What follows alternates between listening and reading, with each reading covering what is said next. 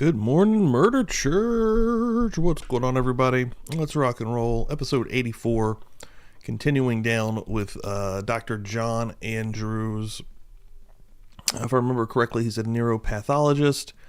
Part 2 of his testimony. Still picking away at this Phil Spector trial. Thanks, everyone, for coming in. Hit the like, share it out on all the socials, on Discords. Let's rock.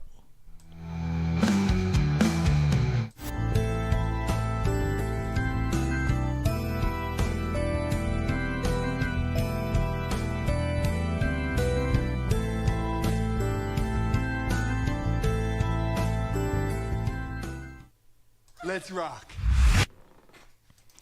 Good morning, everybody. What's up? We're in the church. Appreciate everyone for coming through this morning on a Sunday. Let me go ahead and start it with some bells just to do it right.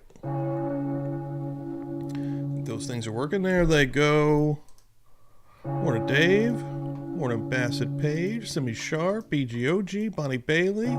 Appreciate you guys for popping in here this morning.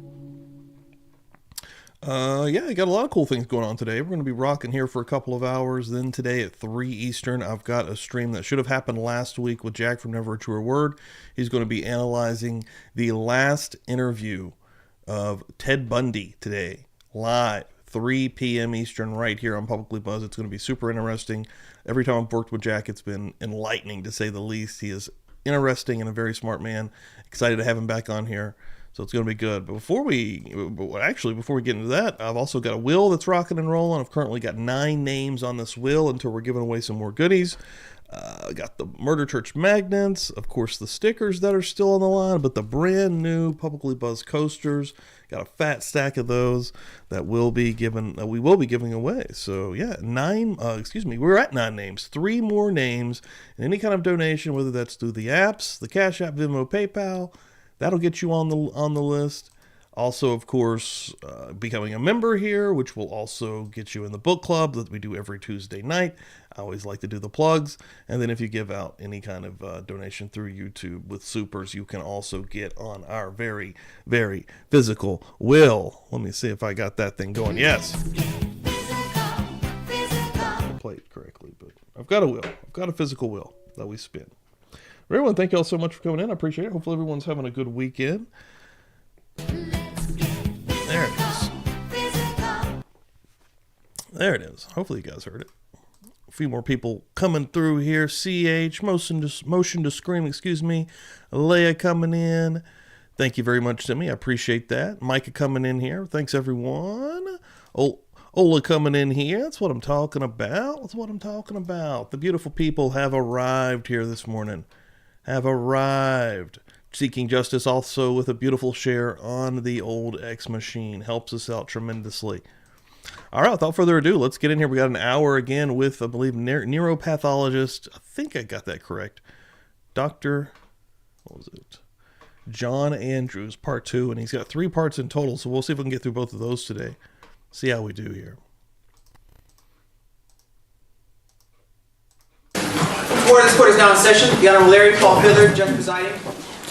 All right. The defendant is present with his counsel. The district attorneys are present. The jurors and alternates are not. Yes. I didn't mean to. Okay. Morning. Yeah, Your Honor, with reference to the discovery we asked for yesterday, we just got it moments ago. We're still waiting for some additional. We may not be able to finish our cross with Dr. Till after lunch. Nice. But what we've done is to kind of work through it, and because we've just got the book, Ms. Kenny is looking it over now. We tried to make arrangements. Jesse coming through here showing off 17 months in the Buzzed and Confused level. Buzz Nation. Fuck yes. Thank you so much. Always. Hanging and banging with us. Love it. Well, let me tell you something, brother. Y'all are the best. Got a bunch of fine folks rolling through here. Still coming in. Factual Live going to pop in and say what's up as well. Welcome in, Buzz Nation. Last night that couldn't be done. Then we got here at 8:30. Morning. Hope everyone had a good weekend. Anyway, without getting in all that, we just got it a few minutes ago. We're still waiting for his list of articles. I did get some Hell Yeah magnets just ordered also. So we got new magnets on the way with this right here on it. We need to fill time. We're going to bring some witnesses in early and then try to finish up after lunch with the doctor. If we don't. Hell Yeah magnets. All right. Can you bring the chairs in? Yes, we're right here. Thank you. All right. It is now summer. We are officially in All summer. right. The jurors and alternates are now present. The witness. Oh, God, I'll give you some more bells. Hold on, Simmy. I'll give you a bell round. Huh? I'll give you some bells now. Gotta make sure Simmy's got the bells. Morning, Tina.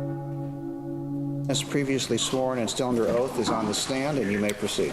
Thank you. Yeah, Your let Honor. people know that you're watching AJ this Yesterday when we morning. left Might bring a few off, people in the here. afternoon, you were about Everyone's to still describe what intoxicated muscles with are Kieran involved Reed. in breathing, just as a foundational matter. Factual Well, law. there are Thanks for the many, share. but Appreciate the that. main ones would be the diaphragm, intercostal muscles, abdominal muscles, and there are some accessory muscles of respiration which aren't nearly as critical as those three Y'all are the groups. best. Are those part of the muscle group, or are those muscles included in the skeletal muscles or the cutaneous muscles when you say that they would have experienced a spinal shock in Miss Clarkson based on the injury that you saw of her spine?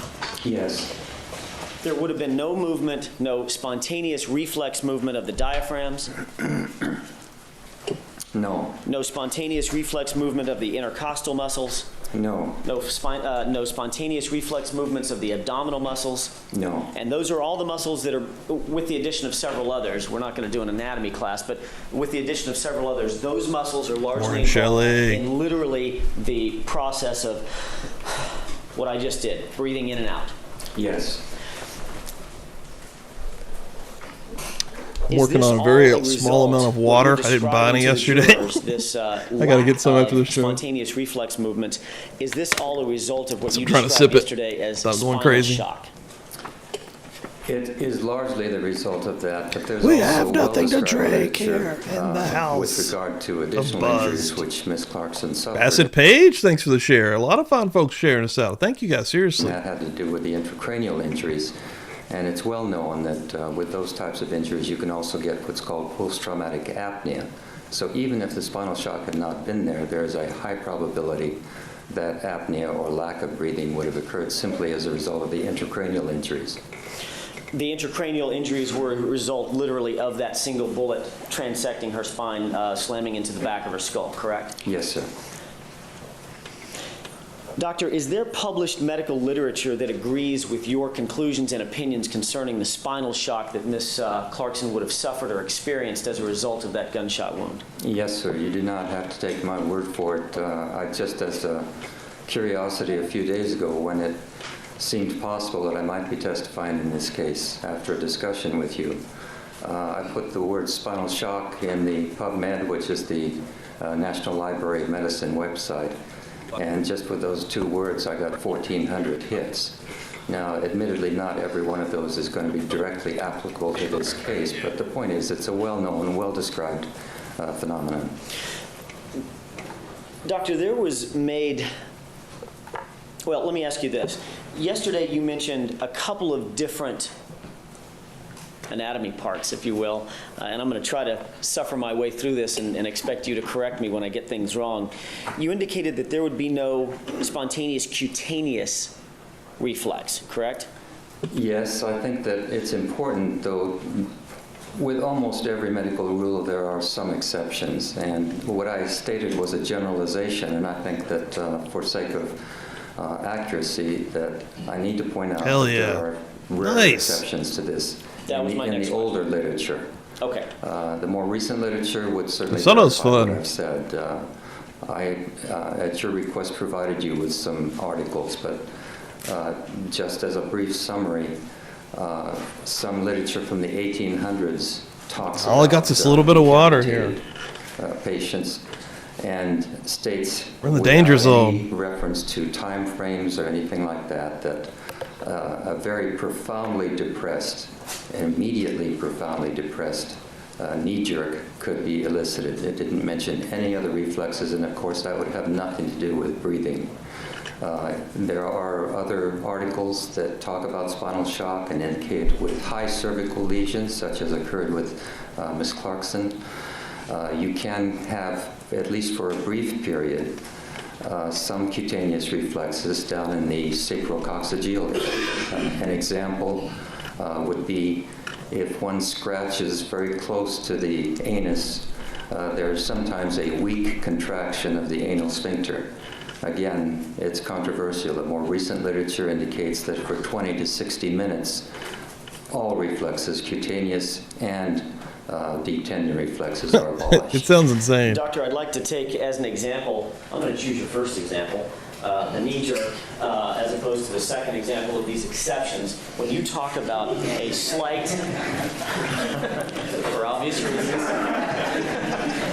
it took a while, didn't it? When you talk about a reflex, doctor, on a very serious note, when you talk about what took so long to arrest that guy? rare, exceptional been a circumstance while. where one might suffer or experience a Slipped up and did something. reflex movement. They found You're not something. talking about a spontaneous reflex movement, are you? No, sir. As a matter of fact, when we've all gone to the doctor when we were little kids and had a doctor take a little hammer and just below the kneecap hit the whatever that is right below the kneecap, and your leg goes out just like mine is going out.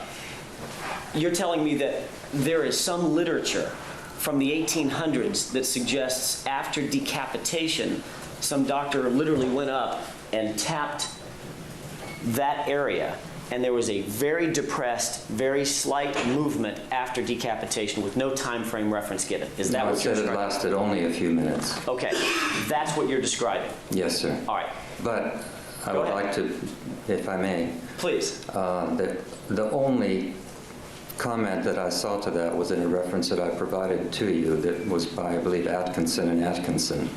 And the two references that they gave, even though they stated this is well known, was a German reference and some old English book back in the 1800s. And I've not had an opportunity to examine those myself, so I can't tell you whether they were actually striking the knee in the appropriate place that we now do, or whether they were striking a muscle, because it's well known that for hours after death, you can strike a muscle directly, mechanically injure it, and that muscle only will contract. And if they had struck, for example, the quadriceps, Yo, Cheney! it causes Yo, the Cheney, knee I to think I got extend. your shirt back that I There had could have been a little shipped. contraction of that for a time afterward. I think I got it last It week could and I have just forgot to caused say anything, and I might not have seen you profoundly since then, but depressed reflexes they Canada, indicated. right? So I think that thing came can't back tell you the details of that. for some simply reason. that in the more I'm recent gonna have to double literature, check your they address. say it's virtually abolished, and certainly anything that would be of any practical value from the standpoint of breathing, movement of the arms and legs, and so on, no. It's my opinion that would not have occurred. In your opinion, based on what you If you don't mind to just described, resend the address obviously for me you've just so I already can indicated, double check to what the I jurors got. That has nothing to do with Publicly breathing. buzz Let me ask you a at different gmail.com, question, that'd be doctor. amazing. If in fact, Just want to see what I got and see what the Laura issue is Carson's here. legs, her knees, sorry, her ankles were under her knees. Dude, or reflexes are behind her creepy, knees. especially after you're dead, and like even like what is it, involuntary movement after death? Holy shit, that's creepy as fuck. I ain't got Brooklyn in here right now, but I'm sure Brooklyn would have some insane stories. Is in a seated position. Is the reflex movement that you're describing, this very exceptional, very rare reference back to the 1800s, would that account for the movement of the legs out in front of her, like I just did? Well, I can only interpret the term profoundly depressed to mean that it was very difficult to see it. Gooly, and if gooly, anything, gooly, it was a gooly, trace reflex. gooly. I would very much doubt that if that's the term that was used to describe it, it could create that type of gross movement. I would be skeptical. Again, based on the modern literature that you're aware of and the modern studies that have been done and the medical literature that you've provided me with and I've in turn provided the defense with, that literature suggests the opposite, that in fact there is no reflex movement whatsoever, correct? Yes, sir, and the article that I used to Morning, verify Brooklyn. my opinion on that or add additional weight to it. The second Brooklyn? Was the one The non-mod specifically Brooklyn? by DeTuno and colleagues, and I think that is the most We got two Brooklyns in the careful house. study Buzz that Nation I'm represented aware two of Brooklyns in the on this house. Once particular again, subject and the how two long Brooklyns. Yeah, we got the Brooklyns. The two if they're completely Brooklyns. The absent, two how Brooklyns. long Yeah, they're the absent, twin Brooklyns. and Yeah, what the the sequence of reflex return is. I've not Brooklyn. seen any article that goes into that type of detail.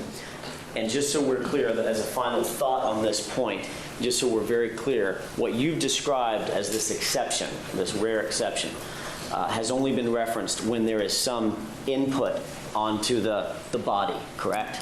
Yes, not spontaneous. Not spontaneous. Thank you. I want to ask you about chickens and frogs real quick. There's been some reference by two different physicians in this trial. One referenced a chicken with his head cut off, and one referenced a frog that is being dissected, or just before being dissected, gets very rigid. Are chickens and frogs the proper analogy? Are they applicable to the case that's before us? I don't believe so, no. Why is that, doctor?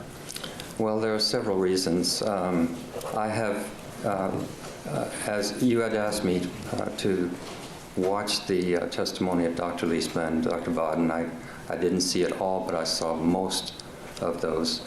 And I recall Dr. Liesma mentioning about when he was in biology class and pithed frogs where you put the needle in at the base of the skull. He and I were in the same era. I also did that several times in class. And basically, Sounds like a fun class. if you're dealing with a vertebrate that is that primitive with regard to nervous system in comparison to humans, the spinal shock effect is so fleeting and transient and so quickly recoverable that by the time you pit the frog, Dude, that's set the pretty frog smart. on the table, I might do that. and start to do your experiments, the spinal shock has basically worn off, and you can elicit those reflexes. Make like a limited, Quite a like, different weekend run. situation. With regard to the chicken with its head cut off and The ghoul I on can a recall shirt. The first time I saw that was a visit to my grandfather's farm, and I have to admit it's one of the most amazing things I'd seen in my life. I thought I had the greatest grandpa in the world because he could kill a chicken and then make its body run around. So, the point being there that, again, it's a very primitive nervous system, and as you get into greater and greater complexity and ascend the complexity of the vertebrate scale, you find the increasing severity of spinal shock. It's more obvious and it lasts longer. And by the time you reach baboons, chimpanzees, and humans, it is very, very obvious and is in the most severe state known in all vertebrates. So primitive vertebrates, minimal, fleeting.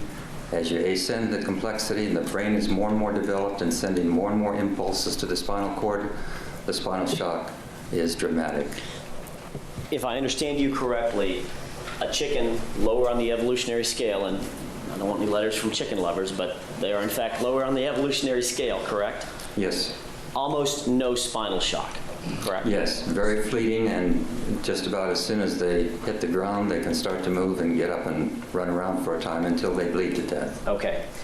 With regard to humans, chimpanzees, baboons, and then humans, very, very high. As a matter of fact, the humans being the highest on the evolutionary scale, very profound spinal shock, correct? Yes, sir.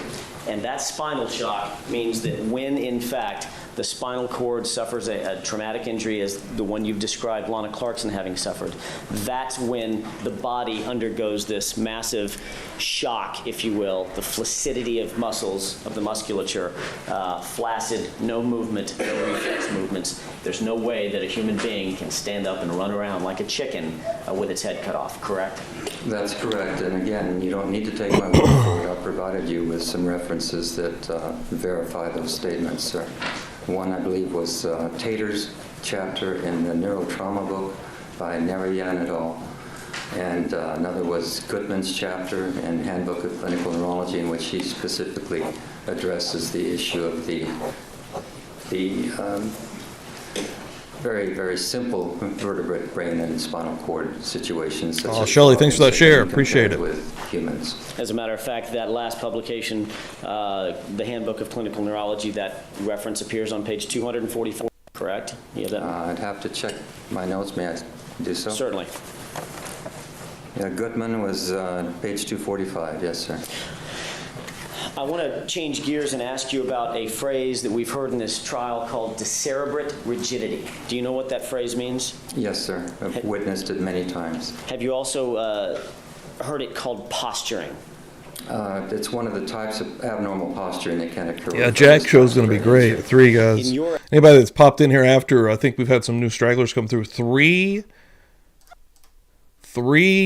Eastern, 3 p.m. Eastern, right here on Publicly Buzzed. I've got Jack from Never a Truer Word coming on, and he's analyzing the last Ted Bundy interview just hours before his execution. It's going to be super interesting. I'm excited about that. And also another live stream at 6 Eastern on the second channel on Wrestle Plunge. If you're not following me there, ask about it in the chat.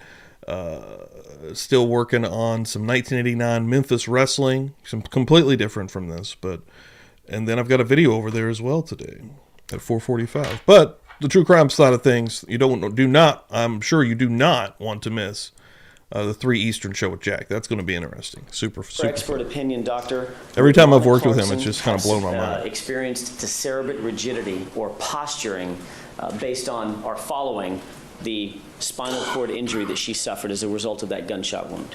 No, sir. Can you explain your reasoning, please? Yes, sir.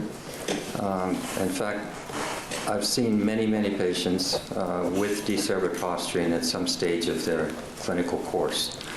And decerebrate posturing is due to injuries that occur at approximately the level of the junction of the midbrain with the upper 1/3 of the pons in the brainstem area.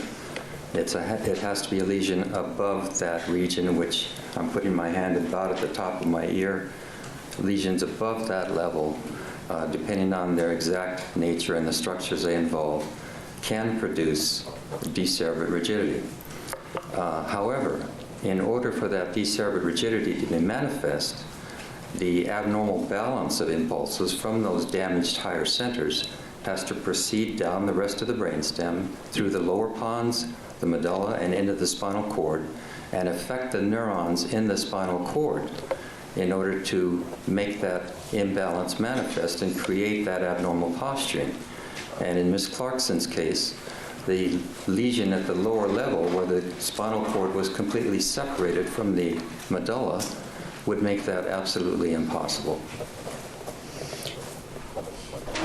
Is there references in the medical research that supports that conclusion as well, Doctor? Oh, yes, those are abundant, and Dr. Liesma mentioned, I believe, when he was talking about either that or another topic, the Plum and Posner reference, and I can use the same one. It's very clearly specified in there, and actually on a page later, it talks about lesions at a lower level and indicates exactly what I've said. Basically, spinal shock would occur, the muscles are completely flaccid or translation limp. That's about right. On the very next page after the discussion. Might turn into a talk about posturing, food here soon. I also provided you. I had the with worst heartburn another ever. reference that Had was some from Mexican food. Probably one of the Probably most way too widely late. used medical physiology I thought I was books in gonna the die. country. It's used many times as a textbook thought I was gonna for medical die. students and nursing students. Miserable. And it's on general 6 in the physiology morning. It was of even the earlier body. than that, but And that was the That's why I Guy looked and at the Hall clock. reference, and on page 707, they clearly indicate that for decerebrate rigidity to occur, those impulses must reach the spinal cord so that they can produce those kinds of posturings. In your expert opinion, Doctor, was the wound that Lana Clarkson suffered such that those kinds of impulses would not have reached the lower spinal cord? I don't believe that would have been possible. So if there was a suggestion that immediately upon her wound or after her wound, that she straightened out like the frog that was described in a posture known as decerebrate rigidity, would you agree with that conclusion? I would say that would not be possible in Ms. Clarkson's case. There is no way for those messages to get down into the cord so that posturing could occur. Doctor, I'd like to change gears one more time. During the course of your examination, let me change that and ask you this. During the course of this trial, at some point, did you become aware that there may become an issue about blood in Lana Clarkson's lungs? Yes, as a result of watching the Salty, what's testimony up? of Drs. Liesman and Barton, as you requested. Did you take it upon yourself, without even me requesting, to take a look at the slides that were prepared in this particular case of the alveoli and the blood, the focal blood that appeared in some of the alveoli? Yes, I pulled the lung slides just out of curiosity to see for myself what the people were talking about. In your expert opinion, Doctor, how did blood get in the alveoli and how did the lungs get so heavy if Ms. Clarkson was not breathing? Well, I can think of at least three, actually four ways that that could happen. The fourth I'm going to dispense with because it actually can be rolled into one of these three. It's just a peripheral mechanism. But there are at least three ways that I can think of and outline that that could occur. Could you describe those for us, please? Well, the first would be, from what I understand about her posture after the gunshot wound, being upright in a chair for many hours, and then considering that the blood, at least in part, was diluted with watery spinal fluid, and the gravity would have taken that blood from the gunshot wound down through the oral cavity and into lungs and very possibly into stomach. Certainly that could be one mechanism, just simply that drainage because of the gravity position. Then we've also got the issues that others have commented on with regard to after the body was moved, it was put in a transport to take to the coroner's office, and then undressed, and then photographed, and so on and so forth, subsequently washed prior to the autopsy. At autopsy, again, there's some movement. The lungs are removed, sections are taken of the lungs, and so on. So there's a lot of manipulation of the body afterward, and I don't need to, even though I would say there seems to be no doubt in my mind that it makes common sense that blood would reach the alveoli simply because of those mechanisms. You don't, again, need to take my word for it. It's been established in the medical literature. Could you describe that, before we get to the other two, could you describe that medical literature that supports your conclusion that gravity could account for, gravity and body movement and transport could account for blood in the alveoli? Yes, sir. It's the article that I provided you by Dr. Gardner from 1958 in Quarterly Journal of Medicine, I believe it was. And although the main thrust of the article was not this particular point, he described an experiment in that article in which Yo, Kaylin, what's up? he placed a tube down into the stomach and placed barium, and he indicated it was 6 to 10 I'm going to be ounces. struggling It with takes this about water. 8 This is the ounces only to make a water cup, just to give you I have in a the general house. idea of I the gotta go buy quantity. more. Then pulled the tube out, and then the body was handled in Not exactly a the lot, same not a way lot. that all dead bodies were handled. We're in dangerous territory here. I'm sorry, Doctor. The alarms are ringing. I'd like you very briefly, when you say barium was injected into the stomach, Yes, the person was already deceased, yes, and barium is something that the body doesn't make naturally. It's that if you get barium shows up on x-rays. You can follow it through the body, correct? yes, it's radio opaque, so it shows up as white on an x-ray. So this was done as an experiment. Barium was placed into the stomach of a decedent, then to determine where that barium would end up going in the body, correct? Yes, and 24 to 48 hours later, autopsy was done, lungs removed, and the lungs were x-rayed. And what was the finding? And the finding was that there was barium in the alveoli. How do you account for barium getting in the alveoli if the man was dead? He wasn't breathing, was he?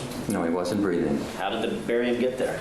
Simply by the movement of the body during the course of the normal transportation and autopsy procedure. The same way blood would get there in Miss Clarkson's body, correct? Well, I think in her case it would be even easier to theorize because of the gravity effects of being in the upright posture for many hours prior to all these additional things happening during the course of transportation and autopsy. As a matter of fact, in that experiment, doctor, the barium would have to actually go up the gastric course, if you will, up the esophagus, into the air passages, back down into the bronchial trees, then down into the alveoli, correct? Yes, sir. In this particular case, based on the facts and circumstances that you know about Miss Clarkson, the only thing that would have to happen is the blood and spinal fluid would need to drain back down the back of her throat into the air passage, and just through gravity and sitting there for some 12 odd hours, drain down into the alveoli, correct? Yes, and in combination with all the subsequent body movements and so on, it certainly could, in my mind, make common sense that it could get there even easier than the barium did in that experiment. So if there was a suggestion that gravity could not account for blood in the alveoli, that would be incorrect. I need to really do some stretches. Honestly, I skipped by What is the second of a the big three mechanisms stretches that and you I'm said feeling could it. account for the alveoli Actually, having blood in them? tired. Well, I think that it has already been testified to, and I certainly agree. I don't know. That's literally all I do is drink water and beer. There was Not a beer. instantaneous incapacitation my last bit of water. as a result of the gunshot wound. That did not stop the I don't heart drink immediately, anything else. And there's abundant evidence for that in Miss Clarkson. Over a year, actually, Art Nixie. Yeah, I'm thinking it's going to be going into probably August right now. Forrest G, welcome in here. This is from 2007. A very limited part of the examination of her body. Welcome in, folks. That is the brain and spinal cord. And I hope so. My report describes brain swelling having occurred. And in order for that to occur, there would have had to have been some blood pressure for a time. In addition, we had other evidence that there had been some circulation for a time. There was subarachnoid hemorrhage, and it had also stained the arachnoid villi, which are on the dura surrounding the brain, and that only occurs if there's some blood pressure for a time, as far as all the evidence that we know of, both by our own observation and in the literature. So the heart was continuing to beat for a time. But during that time, it's not continually beating normally with the normal ejection fraction, and certainly there's no oxygen exchange occurring because no breathing is occurring. So the heart muscle is gradually going to get weaker stretch my and back weaker and weaker as time goes on. And heart failure, as most people know, and some have had even direct experience with, during heart failure, fluid can accumulate in the lungs. So that would be a second mechanism by which edema fluid, for example, could occur in the lungs. And there's even reports that sometimes that heart failure type of edema in the lungs can be blood tinged, because if there's not normal oxygenation and circulation in the lungs, the capillaries tend to leak. Teresa? And when Welcome they leak, in, the folks. fluid within the capillaries can get into alveoli. And so sometimes that leakage is severe enough that blood cells can also get through those gaps. And that would account not only for blood in focal areas of the alveoli, but it would also account for extra weight of the lungs. I mean, this liquid is leaching into the lungs, correct? Yes, sir. Is there a third mechanism that you believe could account for blood in the alveoli and or the excessive weight of the lungs of Miss Clarkson after death? Yes, there is. What is that? And I would also preface it by saying that I'm not stating these as three separate categories in the sense that each one had to act alone. There's always a possibility that these could have acted in concert, or one or more combination of these things could have occurred to account for the increased lung weight, as well as part of the blood in the lungs. Okay. The third mechanism is, again, well known and well described in the medical literature, and it's called neurogenic pulmonary edema. And that is a condition in which head-injured patients, for example, will get increased fluid in the lungs even though there seems to be no heart failure. The heart seems to be functioning fine by the usual clinical parameters and by the usual measurements, but yet the lungs are filling up with blood. Excuse me, I misstated. They're filling up with fluid. And that edema fluid, excuse me, were you going to say something? No, I was writing myself a note. That edema fluid can occur rather promptly. The most dramatic example I saw was a teaching slide in which an individual who had died of neurogenic pulmonary edema, as well as the head injuries that were involved and that had precipitated it, had actually a cone of white foam coming out of the mouth because the swelling edema fluid in the lungs was so profound it actually bubbled out of the mouth. And so it can be quite dramatic at times. The extent to which it occurred in this case, I can't say with any certainty, but it certainly is a well-described mechanism. It could have been a contributing factor here. These factors could have acted, I think you were indicating, independently or together or some combination of the two, correct? Yes, sir. Each of these factors would and could medically account for blood in the alveoli, the excessive weight of the lungs, and none of them have anything to do with breathing or reflex movements, correct? None would require continued breathing to occur. They could have occurred during the time circulation continued after breathing had stopped.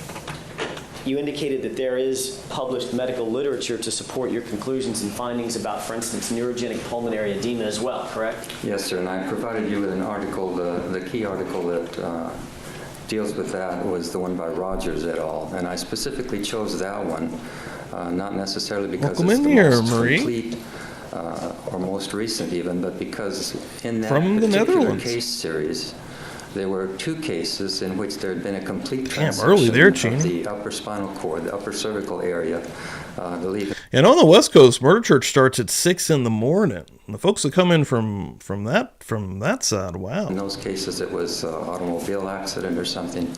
But the point being that among the Proud several to see. suggested mechanisms as to why neurogenic pulmonary edema occurs has been some mechanisms that require continued functioning of the spinal cord. And these 2 cases that were included in this specific article that had a complete transection of the upper cervical cord also had neurogenic pulmonary edema. And the reason I chose that article is because it's more directly applicable to Ms. Clarkson's case, because that was where her transection was.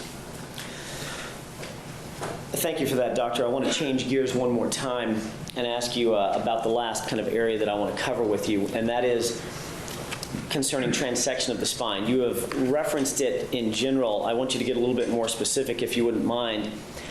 Doctor, there's been a suggestion in this court that Lana Clarkson suffered a partial transection of her spine. And based on the fact that it was a partial transection of the spine, which was later completely transected during body transport, that she could have been breathing for 2 to 4 minutes after she suffered the injury, the gunshot wound that you examined. Do you agree with that proposition? No, sir. Can you explain to the jurors why? Yes. It may take a few minutes. I apologize, but it's a complex question.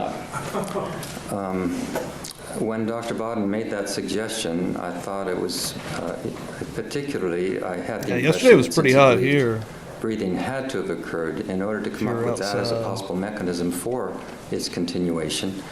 I thought was important, and it was an innovative thought. And I think that anytime something like that is suggested by someone of Dr. Bodden's stature, that I need to take it God. seriously. And one of the things I think that's important for us to do I'm as at the point where I want to drink, but I'm going consultants to not get a drink. It's okay. You may proceed. is to try to prove Hell yeah, ourselves Marie. wrong. And so That's exactly how when that suggestion was I made, I tried to go through posted this, to try to lure in some folks that might want a little extra Alan mechanism Jackson. was possible. Glad it worked. Therefore, if I can take you through that sequence of thought, we know that the bullet I think you'll find the chat very pleasant. And went through the back of the mouth and went through the vertebra, the upper vertebra, C1 and C2, and caused fractures in those areas. We know that it then entered the spinal canal, which suddenly changes the dynamics of the whole situation, because now the bullet has entered a closed cavity, brain and spinal cord, surrounded by spinal fluid. I think we briefly mentioned that yesterday. Now, when that occurs, we have a Yeah, situation Teresa, I think we're where into some kind of what weird heat happens wave, when too, bullets enter this coming week. the closed cranial spinal vault. The manner of injury of bullets to the Nice, central Salty. nervous system Gotta get woke up. is 3. You streaming First of today? all, you have the crushing effect, the permanent wound pad. I wouldn't Secondly, drink it tap water, creates a CH. secondary or temporary cavity that is a pushing away of the tissue, and then I don't it trust can it. partially collapse depending on the elasticity. The third way is that given some cases Need to get one of where those you have a filters, close though. contact or a contact wound, gases may contribute by the expansion effect on the injury to the nervous system. So in this instance, we've got at least 2 of those. I won't speculate about the gas effect, but I will say that there would have been a permanent cavity that we saw. Take the from day off, crushing I hear effect, ya. and then we I would got also lots have of the stuff today. temporary cavity effects. Now, Weirdly. it's important to realize that the central nervous system, unlike lungs, unlike muscle, is not elastic. It's very inelastic. So when it is spread apart suddenly by the temporary cavity effects, shearing forces occur, and that disrupts the nervous system tissue well out beyond the actual permanent wound path. So, Oh, shit, Shelly, give that a membership. PJ Wolf Wimmers picking that up. Hell yes, that's what I'm talking about. Welcome to the party, pal. Welcome to the party. Beers in the chat. Hell yeah, Shelly, let me get you on the wheel. I believe we are 2 names away now to getting a spin here. 1, 2, 3, 4, 5, 6, 7, 8, 9, 10. And I think there's a few new folks in the chat here. We do giveaways here. I have lots of cool little things. I have like Murder Church magnets. I've got some stickers that you guys would probably enjoy. And again, the pink logo, the classic logo, I've got those in a coaster form now for your drinks. So as soon as we reach 12 names, which we're only 2 away from any kind of donation, you will get your name on a wheel, and we will spin that son of a bitch. But yes, thank you so much, Shelly. I appreciate that. And welcome in here, PJ, again. Give me the loot. Give me the loot. Oh, my bad. Nice. to go on and continue the sequence of thought that I went through, knowing that the Willow Buzz, that's right. special caliber bullet diameter is about 9.6 millimeters. Let's just say 9.5 millimeters for sake of discussion. The diameter from side to side of the cervical spinal cord at C1 level averages about 10.4 millimeters. And I've given you a reference with that regard. I think that was the Thiessen, Thijassen, on page 58. And so that documents the approximate diameter, the mean diameter of the spinal cord at that level. So not to interrupt your train of thought, but just to make sure that point is clarified, the diameter of the bullet passing through and transecting the spine is less than a millimeter smaller than the full diameter of the width of the spinal cord at that location, correct? Yes, sir. Thank if we take the mean value of the spinal cord and, the situation. So in order for me to postulate that the difference in size, which is less than a millimeter, would leave, a fraction of a millimeter on each side of the bullet would have to act as a sort of cookie cutter and be so delicately going through the spinal cord, like a surgeon's scalpel under microscopic control. I feel you. I'm still feeling it too. Leave those fibers intact, and I can't reconcile that postulate with that same bullet at the same time while it's in the cerebrospinal space, causing hemorrhages in the brainstem that are about 3.5 inches away, causing fractures in the roof of the bone over the eye globes about 5.5 inches away, and causing fractures as it passes through and continues on and hits the occipital bone, causes a complex fracture and actually a heaving fracture. Portions were pushed outward. These are all indicators. These remote hemorrhages, remote fractures, and heaving fractures are all clear-cut indicators of what's called secondary overpressure effects that has been well described in the literature on gunshot wounds. And it's inconceivable to me that the axons, even if it was possible for some to be still remaining after that bullet passed through, which I don't believe because the temporary cavity effects would completely shear them off as far as I'm concerned. Again, you don't need to take my word for it. There's going to be damage well beyond the actual bullet path. And the reference that I gave you to further document my opinion in that regard, you don't have to just take my word for it based on bullet wounds that I've examined in the brain and how far out the damage occurs beyond the permanent cavity. Dr. Omikan did a study that pertains directly to this point, in which he was examining gunshot wounds of the brain, and they specifically selected cases in which the survival period was less than 90 minutes, so there wouldn't be a long-term opportunity for lots of secondary changes like hemorrhages and edema to be secondarily superimposed on the original damage the gunshot wound did.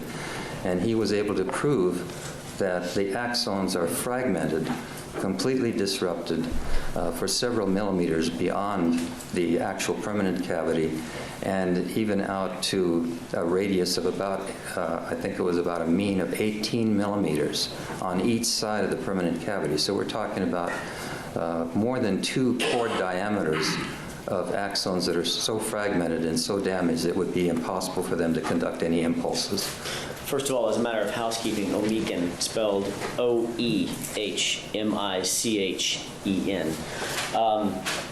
What you're saying, doctor, is that this bullet traveling, let's just take a round figure. One of the other forensic pathologists kind of threw out the number 900 feet per second. A bullet traveling 900 feet per second, transecting her spine, did enough damage and was so violent going through the back of her throat, through the soft tissue, hitting the spine, cracking or fracturing the bone, cutting through the spinal cord, and slamming into the back of her skull, that it literally, even though it hit her skull where my finger is, it fractured her skull above the occipital bones, correct? No, this is up in the frontal area. Sorry. So it would be above it would be the roof of the orbits. And there were fractures, 2 fractures all the way up here, correct? Yes, sir. And the important thing there, based on Karger's work, which I have not referenced for you, but it's one of the classic series of 2 articles that deals with gunshot wounds to the head. He made a very important and strong point about this, that if you have remote fractures that are separated from the fracture lines caused by the main gunshot wound path, in other words, there's intact bone between the gunshot wound path fractures and these remote fractures, as occurred in this case, it's a clear indicator of secondary overpressure effects, which means there was definite injury, widespread. The entire intracranial cavity was affected by the gunshot wound. And that damage was so widespread. Let me rephrase that. The damage was widespread, given the violence of the bullet transecting her spine and hitting the back of her skull. Yet, in order to believe that the spinal cord was only partially transected rather than fully or completely transected, one would have to believe that My bullet dad used to doing all do this that. other damage He'd just be transected drinking the coffee. spine like a cookie cutter, just perfectly, such that some of those hair-like fibers, those axons that you're talking about, remained intact going down the spinal cord. It cut everything else out, did no damage to those, such that those axons or those fibers could continue to carry messages from the brain to the rest of the spinal cord. That's what you'd have to believe that she continued to breathe for 2 to 4 minutes after her spine was transected, correct? If I understand Dr. Bowden's thesis correctly, that's what I would have to believe, and for the reasons that I've given, I can't believe that. That is not medically reasonable based on your experience, your education, your background, your training, and the medical literature that you've reviewed, correct? Correct. As a matter of fact, to take one other point that you made, you said that Omichen did seminal work in this area where he indicated and proved through his work that when a bullet, let's take a bullet this big, goes through the spinal cord, it's not going to just do violence to the area that it hits that's that big. It's going to be about 2.5, 3 times the size of the bullet that suffers trauma all the way down the bullet path, correct? Yes, and the first is due to the permanent cavity effect, the crushing effect that you see, the obvious path of the bullet. The second effect is the temporary cavity effect, which occurs in central nervous system tissue with gunshot wounds of sufficient, force. And obviously the force in this case was sufficient to do that. So the record, he was describing his hands, and they would look like they were 6 inches apart with I don't know what you'd call that. Well, the first thing I did when I said... The physical description was, but the verbal description was clear as to how big it actually was. 2.5 to 3 times. Thank you. I understand. Yeah. All right. Basically, in your opinion, it is unreasonable to believe, medically unreasonable to believe, that even if there were axons or these fibers, fractions of a millimeter from the bullet wound or bullet path, they could have acted in normal capacity to carry synapses, to carry messages from the brain to the rest of the body to continue breathing. It's not medically reasonable, in your opinion. In my opinion, no. Based on what we've talked about yesterday and today, is it your conclusion, number one, that the spine of Miss Lana Clarkson was completely transected? I believe it was completely anatomically transected, and even if I was willing to give the benefit of the doubt that there might have been a few fibers there, my opinion is they were so fragmented, fractured, torn apart, it would have been impossible for them to carry any messages or conduct impulses. Number two, is it your opinion that Miss Clarkson would have experienced no spontaneous reflex movements? That's correct. Is it your opinion and conclusion that Miss Clarkson would have experienced no decerebrate rigidity? I do not believe so. Is it your opinion and conclusion that the focal blood that was found in the alveoli and the weight of the lungs was not, in fact, from breathing, but rather a product of one of three or all of three mechanisms, including gravity and movement, heart failure, and neurogenic pulmonary edema? I don't believe she could have been breathing, and therefore I offered these other three known mechanisms as ways that the observation of blood in the lungs and increased weight of the lungs could have occurred. And finally, doctor, is it your opinion that Lana Clarkson, after she suffered the gunshot wound that you saw, she could not breathe, cough, spit, sneeze, anything? No, sir. I asked that in a double negative, so I'm going to ask you to clarify that. I asked, is it your opinion? And you said no. What is your opinion as to whether or not she could breathe, cough, spit, sneeze, move? I don't believe that she could have done these particular actions based on the location of the wound and the findings in the neuropathology exam that I documented in my report. Once her spine was transected by that gunshot wound, all spontaneous movement would have ceased, correct? Certainly everything below the level of the lesion and the brain injuries that simultaneously occurred would certainly indicate that apnea would have been very likely to have occurred even if the spinal lesion had not been there. If her hands had been up, the only movement might have been the dropping of her hands, correct? Flaccidity is what is described, and while I've not been present at the dozens, if not hundreds of patients that I've seen with spinal cord injuries, by the time they got to the hospital, they had a flaccid paralysis. That's what's described in the literature. Flaccid means limp. They would just drop. Loss of tone, down you go. Whatever position, basic position she was in at the point of the gunshot wound is the position she would have been in from that point forward, as long as there was no outside influence on her body, correct? I'm not sure that I can go that far. I can, for example, see a situation where she might have been partially out of the chair, standing even, and at the time of the gunshot wound could have fallen back in the chair. So I can't say it was identical to the position that she was found in. My examination of the brain and cord would not be able to help me with that. Alexi the law nerd, thanks for the share. Other blood spatter experts have testified that the spatter in the chair and on the chair basically suggested that she was in the position that the photograph showed her in, with her head. I like the word behind flaccid. The plane of the armrest. It keeps re-entering the Of the chat. chair, her legs outstretched in front of her. If she suffered that gunshot Nice. wound, she would not move her hands, arms, legs, head, one way or Flaccid the other. domes. Cough, sneeze, spit, anything like that. Based on that injury, she would simply, basically die in the position that she was in, correct? Objection. Improper vague identification. Overruled.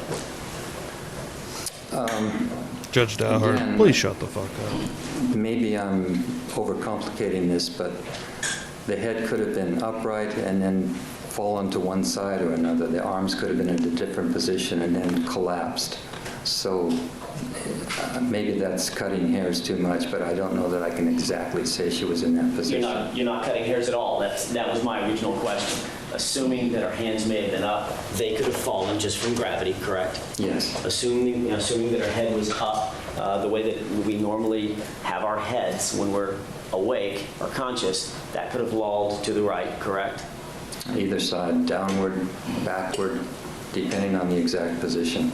But if in fact, I guess my question ultimately is this: once she suffered that wound, once she suffered that transection of her spine, she was not.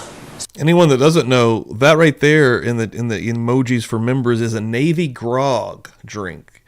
That is Phil Spector's drink of choice when he goes out and wants to get hammered. A Navy grog. I had to look that up one day to see what it was. I'd have to re-look it up because I don't really remember.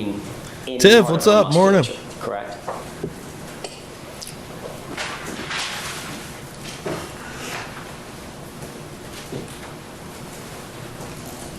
I'm trying to think if there's any exception to that statement. The heart muscle would continue to beat. Okay. There's a possibility that some of the autonomic functions, such as peristalsis in the abdomen, those are smooth muscles, of course, those can move. As far as skeletal muscles that move the arms and legs, breathing muscles, I don't believe those would have been moving. Thank you. That's all I have. Thank you. Cross-examination. Thank you. Good morning, doctor. Just briefly regarding your background, I wanted to touch on just a point or two. At some point I wish it was in your Bod. career, you became a board-certified forensic pathologist. Is that correct? Yes, sir. And that was in 1999, somewhere in that area? Yes, sir. After I finished the fellowship at the Department of Coroner here in Los Angeles. Okay, and a fellowship is sort of like an internship, only you're already a doctor and they call it a fellowship. And basically you learn how to do something. Yes, same type of position, same types of functions, same types of supervision as if I had just finished a pathology residency. Okay, and for example, if one early in their career goes into the field of pathology and they do an internship in pathology, then they can do an internship or they can learn how to do forensic pathology by going to a medical examiner's office. Is that correct? Yes, sir. And if you it's did an approved program, yes. Okay, and you did it a little differently. You did it later in your career in 1999. Is that All the Differently, rums. Yeah, I okay. would say. And It sounds about right. after you had done He your likes work to get in sleep sloshed. disorders and all of that work that you've done, you decided to move into the field of forensic pathology, and you chose the Los Angeles County Medical Examiner's Office to do that, I take it. Is that correct? Well, I had the experience at the State of Utah Medical Examiner's Office prior to that and was acting as a forensic neuropathology consultant there based on my neuropathology training. Okay. But to formally do it and to get the formal training, I elected to come here and do it as a fellow. I should so make that I one could be eligible for board examination. For one of the Yes, sir. night streams and when I you do it. did this fellowship that ended in 1999. If I ever drink that's where rum, you I'd were have actually loads of doing rum. day-to-day autopsies. Maybe I under could buy the little supervision. bottles Is of that rum. correct? Well, that was after I'd done autopsies under supervision in other settings. Okay. And without supervision, by the way, when I was on faculty at University of Utah. Okay, like in a medical hospital setting? Yes, sir. Okay, that's a little different than the forensic autopsies that you do at the medical examiner's office. Is that true? Yes, sir. Okay. So in 1999, you went through this fellowship where you did forensic autopsies, and then you became a deputy medical examiner for the Los Angeles County Coroner's Office. Is that true? Yes. Okay, and then for a period of time you did autopsies, and then you transitioned into just doing neuropathology consultations. Is that correct? Forensic neuropathology consultations on cases referred by the other deputy medical examiners. Yes, sir. Okay, so how many years, and you mentioned that Dr. Lakshmanan took you off the pathology autopsy rotation and just had you do consulting in neuropathology after a period of time, and how long was that you were doing the regular autopsies as a deputy medical examiner?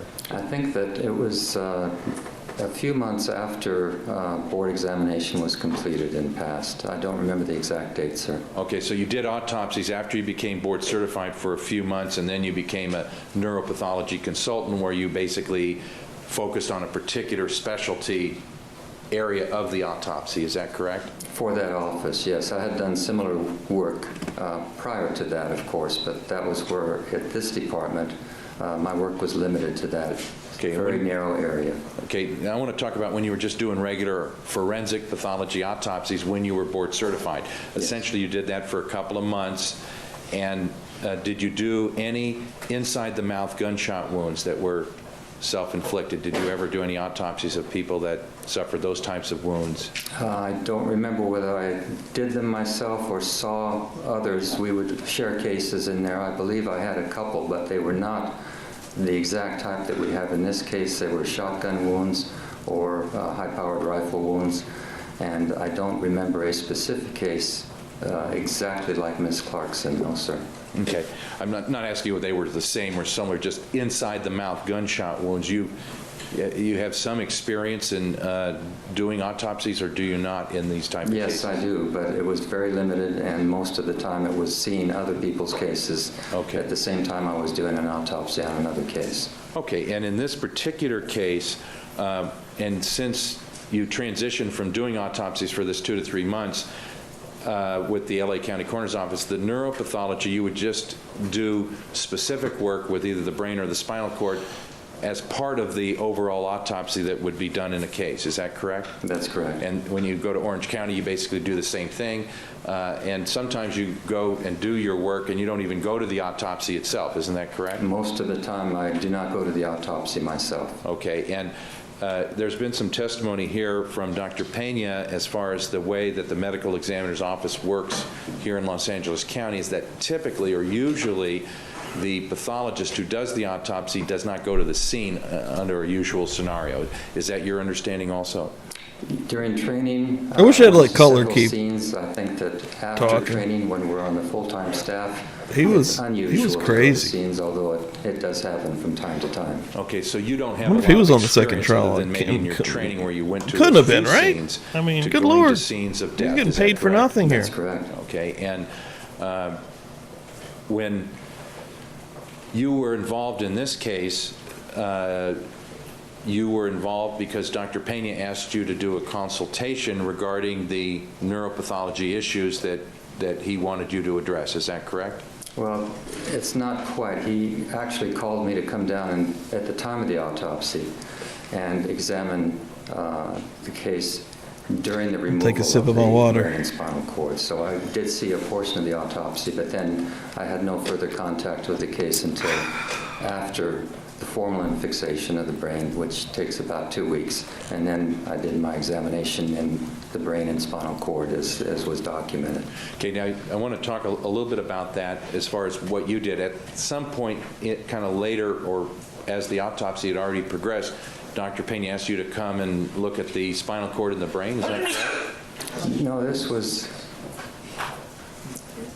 was a situation where he called me before the scalp was removed and the head opened. And so I was able to see that sequence of events, watch the head being opened, and assist with the removal of the brain and the spinal cord. And just so I understand, you knew from your attending the autopsy, in fact, Dr. Bodden was there when you were there, is that correct? Yes, he was. Okay. And Dr. Pena was there and some other people were there, and there were photographs taken of the autopsy procedure, correct? Correct. And you knew from what they told you when you arrived that this was an inside-the-mouth gunshot wound, or did you not know that? I didn't know the specifics about that. I didn't know whether the gun had been outside the mouth, within the mouth. I don't think that had been decided at that time, at least in the conversation that I heard. Okay. I had no preconceived notions. Okay. In any event, did you look at the bullet track as being inside the mouth, straight back in an upward trajectory? Did you learn that from Dr. Pena or Dr. Bodden at all? Only later. I was looking at the interior of the cranial vault and looking at the transection of the spinal cord at the level of the medulla as it was removed, because I was assisting with that. I did not follow the entire bullet path. I did not look inside the mouth at that time.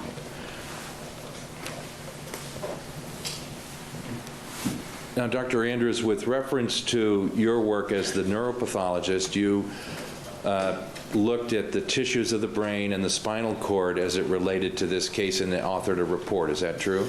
And the dura mater.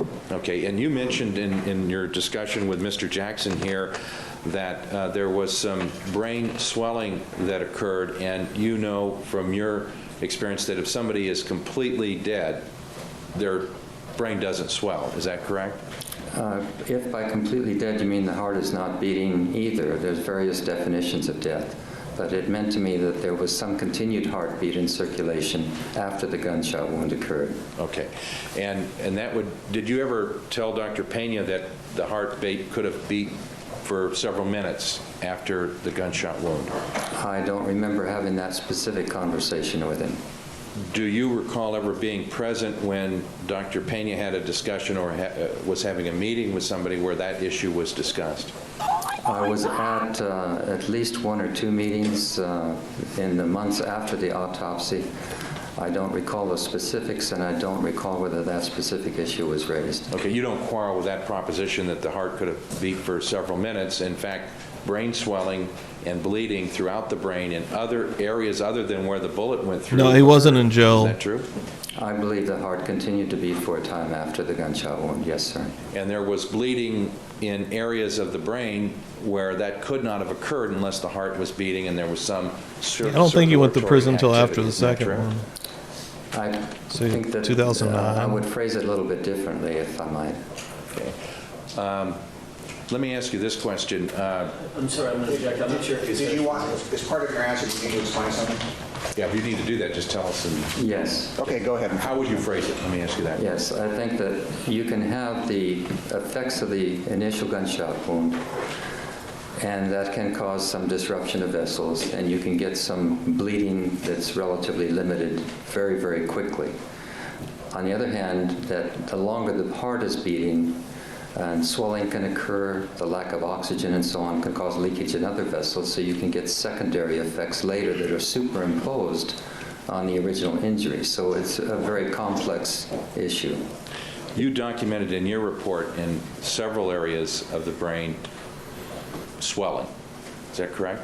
Brain I swelling. believe I stated that there was mild swelling that was in the cerebrum, and that there was moderate swelling in the cerebellum.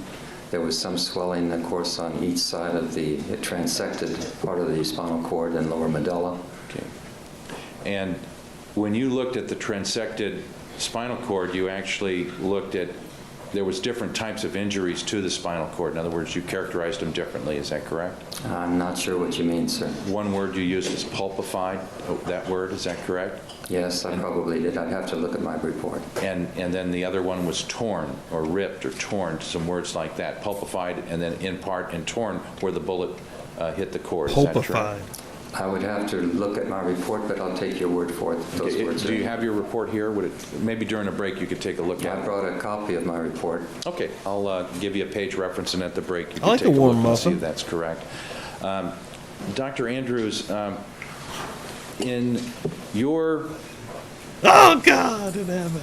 discussion with Mr. Jackson, you talked about injuries that occur Ghoul. because of the Spooked me. or Scared me. secondary effect injuries, and you're talking about those Got injuries afraid. that occur because of the blast that occurs from gases from the gunshot wound. Is that correct? No. Are you talking about only injuries that occur as a result of the bullet itself? No. Do you have any special expertise or understanding of the blast and explosion that occurs if somebody discharges a firearm inside their mouth with their lips gently closed around the barrel? Do you have any Yeah, you know what Shelley Find what you called it consider to a be comic expertise. book Well, in other color words, do you combo. know, I think she nailed the it. gas It's like- pressures it's got involved? Joker Do you vibes. know the effects of that based upon your experience doing these 2 to 3 months of autopsies? I'm going to object, Your Honor. That's beyond the scope of direct examination. I'll allow it. It goes to his expertise. Overruled. You may answer. Well, first, I'd like to correct a misstatement you made. I have done autopsies more than 2 to 3 months. Okay, whatever autopsies you've done, sure. So, and the answer also is through my own experience of seeing these types of wounds and my review of the English language literature in the course of writing the gunshot wound chapter for our book that you're familiar with. I reviewed a considerable amount of literature, so I believe I have some expertise in that. Whether it's equal to others, more or less, I can't answer that. Okay, and this book that Mr. Jackson held up yesterday is a book that you co-authored, and you're familiar with basically the whole book since you're one of the co-authors, I take it. Is that true? Yes, sir. Okay, and then you also mentioned that you provided Mr. Jackson with some articles, some medical journal articles that support your position on the various subjects, and you talked about those as you went through your testimony, correct? Yes. And both your book and these articles, they reference authorities or medical documentation that support the points in your book as well as in the articles that you provided. Isn't that true? Yes, that's what we tried to do, sir. Okay, and you mentioned this gunshot wound chapter in your book. You mention a number of times and cite a number of times that the work done by Dr. Vincent DeMaio regarding gunshot wounds. Is that correct? Yes. Okay, in fact, you state in your book, and we got it just this morning, we looked at it, that he is the authority in the field of forensic pathology on gunshot wounds and injuries and damage caused thereby. Isn't that true? I don't believe that was my exact wording. Pretty close, though, wasn't it, Doc? No, I suggested it as a very good reference and a good starting point for a broad overview of the subject. I believe it's a very good book as far as being the authority. I think that most of the time when an attorney uses that term, he's indicating that I'm supposed to view that book as the only gospel on that particular subject, that it goes well beyond anything that I've personally observed or read anywhere else, that absolutely no other reference is needed, and even if it goes against common sense, that is the only reference book, no other is needed. And if by authoritative that's what you mean, I absolutely do not agree with that. Okay. Let me read this statement to you, Dr. Andrews. Quote, our most frequently used single source of information on this subject, however, is that by DeMaio. Yes, I stand by that statement. Okay. And that you actually wrote that, isn't that true? I did. Okay. And without equivocating and saying it's the final word or whatever that may imply, Dr. The Joker's DeMaio shitty is cousin. considered in the field of forensic Considering the pathology Joker is a to terrible be person. an authority on gunshot I just like the wounds Joker, though. in the field of pathology. Isn't that true? Again, I'm not sure how you're using the word authority. I would consider him certainly at the forefront of those that are studying that subject. He's had a great deal of experience in that area, more than mine. I'd be the first one to admit. And I think that it is a very useful book that has a considerable amount of useful information. And you, there would have been no need for me to write a gunshot wound chapter for our book if it had everything that I think is important in it. And so I tried to expand on one area or another during the course of writing my chapter, and tried to put a little different slant on some of the things that we are frequently asked by deputy medical examiners that were not covered in Dr. DeMaio's book, just as one example. okay, so your gunshot wound chapter in your book, you made the statement that, quote, it also contains considerable information relevant to the neuropathology of missile wounds. You made that statement also? I did, yes. Okay. I believe that. All right. And you refer to Dr. DeMaio's treatment of gunshot wounds and the issue of neuropathology as being used the word DeMaio's excellent, and then you used the words monograph. I don't know what is... The monograph is a single subject book. In other words, it wasn't a comprehensive book on all of forensic pathology. And basically, your treatment of Dr. DeMaio's reference regarding gunshot wound writings and so forth, basically when you use the word monograph, you're saying that particular subject, but that doesn't include all of neuropathology, isn't that correct? There's other areas of neuropathology that don't have anything to do with gunshot wounds, isn't that accurate? State that again, sir. That was a very poor I'll give you question. an opportunity when we come back for our recess. Keep in mind the admonishment, 15-minute recess. Thank you. I want to see how long this next one is. He has 3 parts. Next one is 55 minutes. All We'll parties finish except- out Dr. Andrews today, but first and foremost, let me show you this. 3 Eastern today. You're going to want to come back here and hang out at Publicly Buzz because we're going to be doing this right here. Boom. The final interview of Ted Bundy with special guest Jack from Never a Truer Word, who is going to analyze the words of Ted Bundy in his last ever interview, just again hours before execution. It's going to be very interesting. 3 Eastern today. Also, on the second channel, I've got I've got a video dropping, 4:45 Eastern today. Wrestle Plunge dropping a video. You may like it, you may not. And then 6 Eastern tonight on the same channel on Wrestle Plunge and on Twitch and YouTube. I do double streams with that. On Sunday nights, I watch 1989 wrestling, classic Memphis wrestling that is a little bit goofy, a little bit kooky, sometimes really good, sometimes really bad, but it's always fun to watch. So come on through if you want to, but definitely come through for my 3 show with Jack. I think you're going to enjoy it. I think you're going to like it. Get the trial back up here. But yeah, 55 more minutes with neuropathologist Dr. John Andrews. Yes. Your Honor, I asked, Welcome in, new folks. for just a moment before we enter in.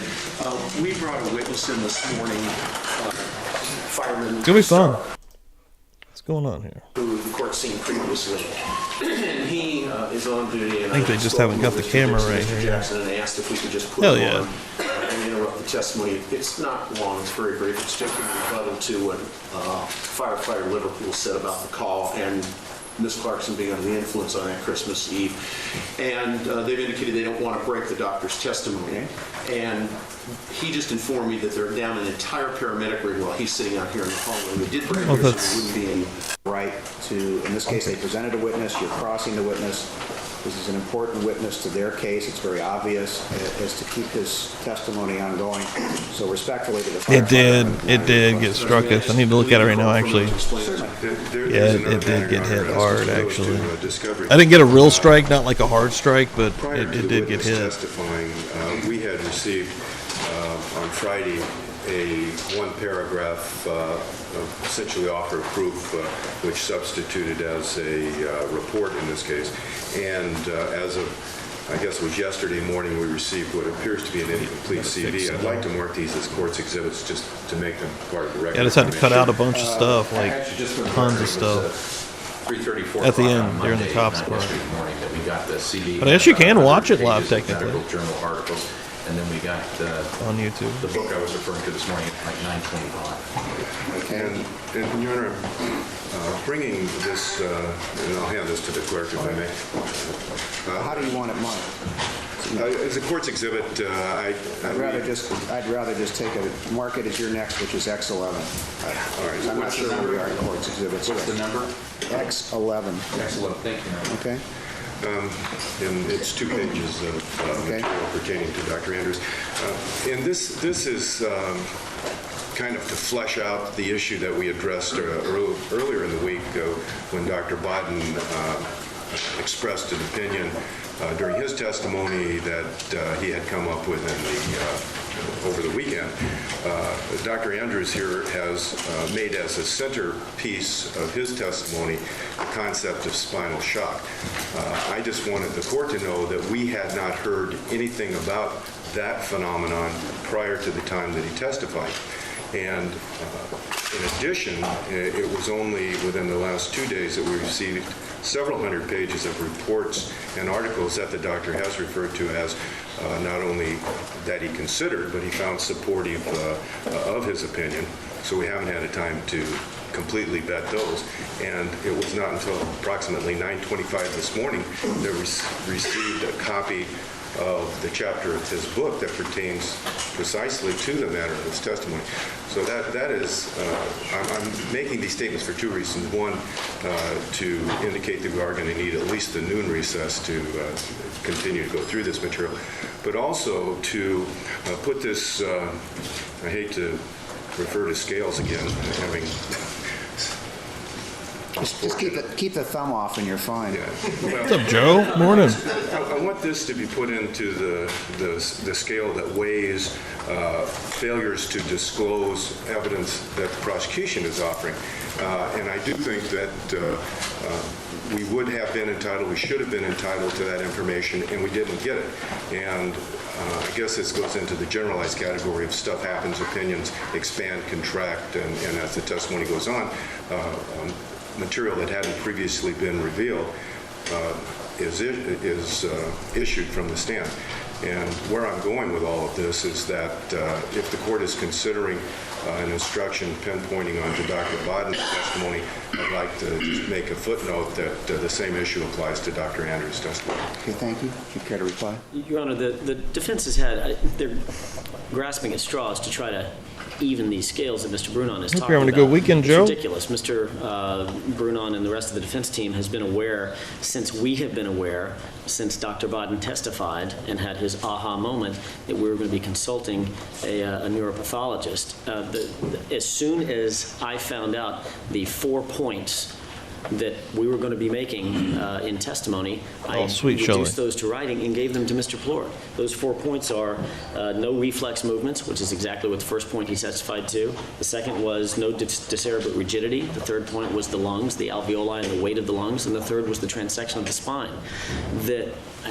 To say that every word or every phrase, medical phrase, that the doctor uses has to have been explored or put in writing or something, that's ridiculous. I mean, I didn't know the word neurogenic pulmonary edema either, but they knew that his testimony was going to be that there's other mechanisms for the weight of the lungs. That's what the part of the testimony was. If they want to put it that way, I had never heard the word decerebrate rigidity until Dr. Lietzman testified either.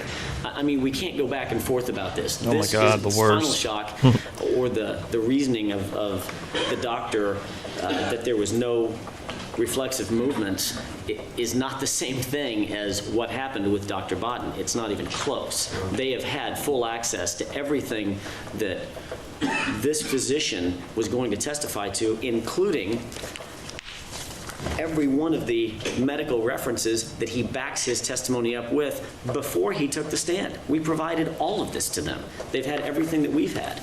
I don't know, and by the way, one of them is called Handbook of Clinical Neurology, and the chapter is entitled Spinal Shock. I mean, it is what it is. Well, and that's my point, is that these, the 4 points that Mr. Jackson refers to were revealed. There wasn't a shred of medical reasoning or medical support in his revelation. We're finding that out now, or we could have found it out if we'd all spent the last 48 hours reading the material that was provided at that time. This is all simply going back to the fact that not every expert opinion gets revealed prior to the time the expert takes the stand. And I think Mr. Jackson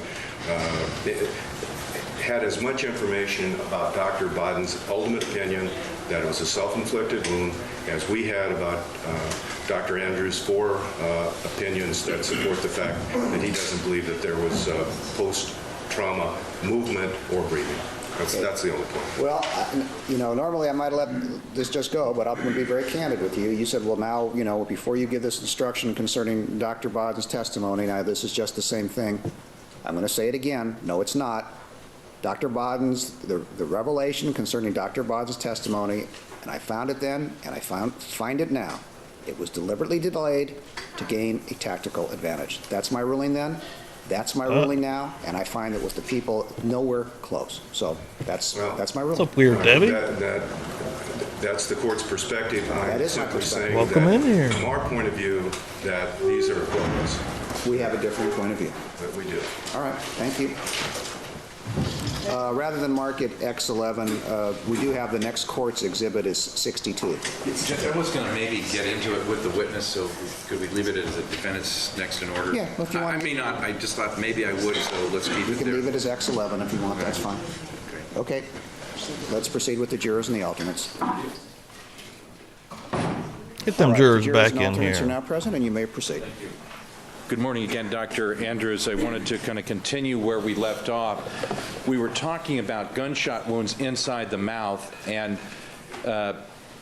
correct me if I'm wrong, I don't get the sense that you're telling the members of the jury that you're an expert as to how much pressure is involved in that and what kind of destructive damage occurs from the explosion inside the mouth if a gun is shot by somebody inside the mouth. Am I correct in my understanding? Not exactly. I would say that I can't give you a measurement of the amount of pressure. I'm not an engineer, and I don't know that sort of thing, but I do know the effects. Yeah, we that it finished has the on Devra's mouth testimony. and around the mouth and in other parts I do understand the wounding effect Okay, of now- the bullet in that area, yes. Okay. It was one of the most interesting and best ones of the Pressure trial. notwithstanding, you know that when a gunshot goes off inside the mouth, there are gases that get released Yo, morning, Tracy. inside a closed environment. You used that word this morning. You understand that, correct? I didn't use it with regard to the oral cavity because it's not a closed environment. No, I was using that specifically with regard to the cranial spinal cavity. That is a closed cavity, the brain and spinal cord surrounded by spinal fluid, so it's not an analogous situation. No, sir. Okay. You don't, or do you claim to be an expert as to the amount of backspatter that comes out of an inside-the-mouth gunshot wound, something that comes out after the shot is fired? Are you giving any opinions regarding that? Objection, Your Honor. This is beyond the scope of our direct examination and why we called this doctor to the stand. He's just being asked if he's giving an opinion based on that. I'm going to overrule your objection, and I do believe it goes to his overall expertise, and he may answer the question yes or no, depending on what the appropriate answer is. You may answer. Please restate the question, sir.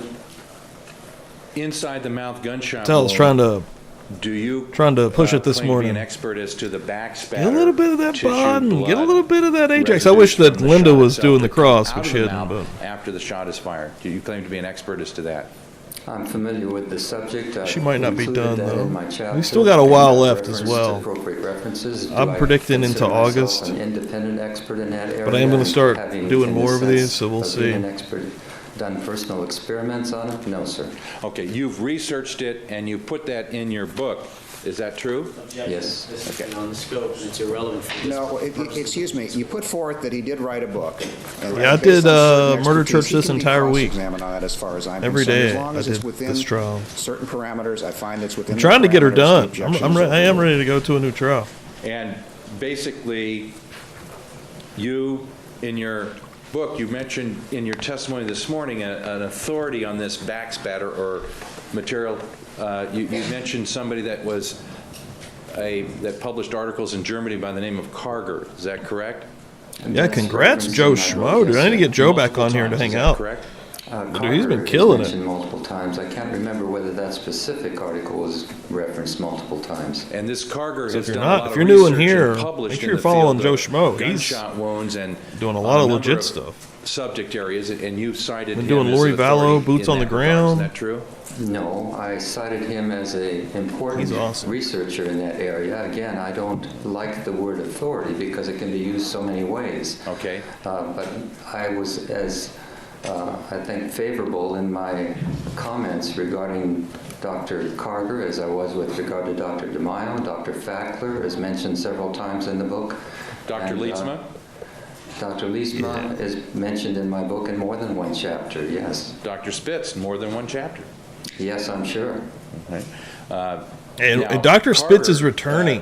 has We're not done with research Dr. Spitz. He gets specifically called on back. gunshot wounds and their And if effect anyone on the remembers body, old including Dr. the head. Spitz Is that during true? this, In oh my calves, God. yes. Okay, and you cite those cases as being. Yeah, definitely. I'm gonna get with you. referenced. We'll I get don't want to something use the going. word authority because I sense you're uncomfortable with that, but you Also got a cited movie him, marathon coming up, and in July order to 11th, cite an all-nighter. somebody in a reference, you have to believe that it's a Coming up. valid authority I got some to plans. cite. We're In still other words, doing that you're not going to cite somebody that doesn't prove what they propose to prove in the article that you cite them in. Is that correct? No, that's not correct. A citation might be for a completely different purpose. And for example, in the chapter on the suspected child abuse case, I cite many references specifically for the purpose of indicating that there's controversy in the area.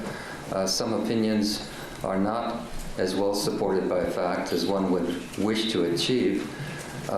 If we were going to consider that, the be-all and end-all on that particular subject, and I specifically make the point in that and other chapters that one has to be very critical and try to review those with the idea in mind that this might be useful information, but also measure it against your own personal experience and information from other sources. In many of these chapters, we cite a variety of sources that one should use. And as far night as Mr. long. Karger, and this is a German author, correct? And- Yes, sir. Okay. One of the references that you cite more than once is penetrating gunshots to the head and lack of immediate incapacitation. You cite that Yes, I think that two-part article is a very important one. Okay.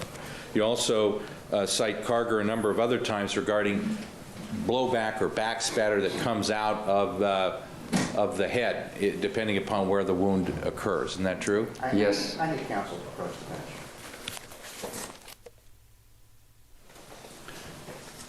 Dr. Andrews, I want to move from Dr. Carger's publications to a related subject and ask you some questions regarding your opinions in this case as far as whether there was breathing or not, whether it was volitional breathing or not, whether there was lung blood in the alveoli of the lungs, etc. And I want to ask you this question. In any of the opinions that you gave today on direct examination, are you saying that no blood came out of her mouth when the gunshot was fired? Are you making any statement to that effect? No, sir. Okay, so that's not covered by your area. So now I want to move to your area that you've talked about, and that is what may have come out of her mouth after the shot was fired. In other words, after the initial blast and the material, tissue, blood that came out of her mouth. Is that, I want to focus on that. And but before I leave that, are you offering any opinion as to how far blood goes when a shot is fired and it goes in the mouth? Are you saying it can only go 3 feet, for example, and no further, according to any law of physics or anything such as that? He didn't testify to that. He didn't testify anything near that. Okay, I'll move on. Dr. Andrews, with reference to your opinions, you mentioned that you got together with Mr. Jackson recently to discuss your opinions, and was that last Friday afternoon?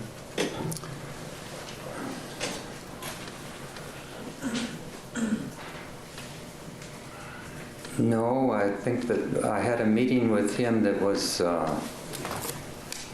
at the request of Dr. Lakshmanan. I believe he'd contacted Dr. Lakshmanan's office. It was about a week or more ago. And then we had a meeting yesterday, Monday morning, I believe it was, that... Day before this. The day before yesterday? Today's Wednesday. Today's Wednesday. Okay, sorry. Okay. But Monday morning at 9 o'clock, I had a meeting with Mr. Jackson, yes. Okay. Did you meet with him last Friday afternoon or during the day at any time? Or did you talk with him at any time? No, I talked with him.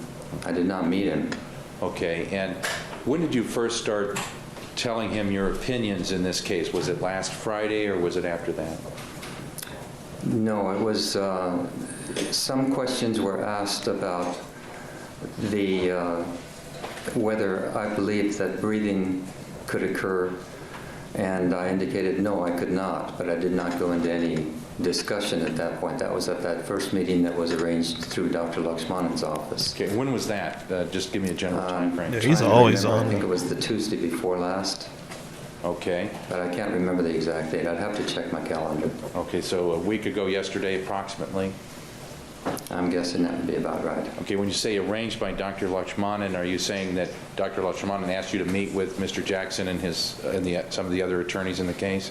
I don't know whether the sequence was, the way it should be is that the subpoena desk is contacted, and then they make the arrangements for any meetings. I don't know who was initially contacted. All I know is that Dr. Lakshmanan said that a meeting was to be set up at the request of Mr. Jackson, and that Dr. Pena was going to be there, and so on and so I attended it once I was informed of the time and the location. Okay, and you mentioned that somebody had called and asked you to watch Dr. Lietzma's testimony. And you It's getting did that. dark. Yes, Too sir. dark Okay. to Most see. of it, I didn't see every minute of it. Okay, and was that Mr. Jackson that asked you to do that? Yes, sir. Okay, so that's whenever Dr. Lietzma, was that the day before his testimony or thereabouts? Again, I'd have to look at the calendar, but I think it was very close proximity to when Dr. Leisman was expected to be testifying. And then you, as a neuropathologist, were asked to watch Dr. Baden's testimony in addition to Dr. Dr. Leetzman. Is that also correct? Yes, sir. Okay, and also by Mr. Jackson?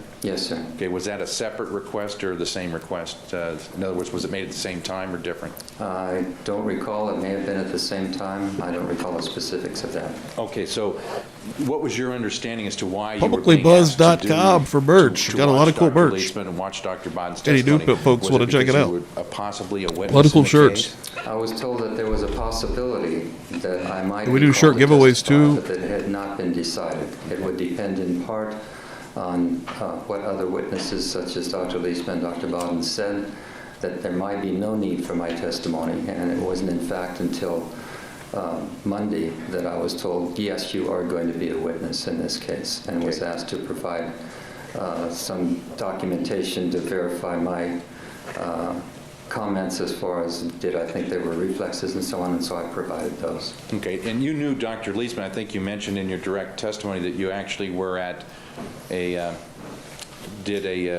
something with NIH at the Albert Einstein School of Medicine in New York, and he was also there? Yes, Jan Leetzman and I were both fellows under Dr. Robert Terry's supervision at Albert Einstein College of Medicine the same year.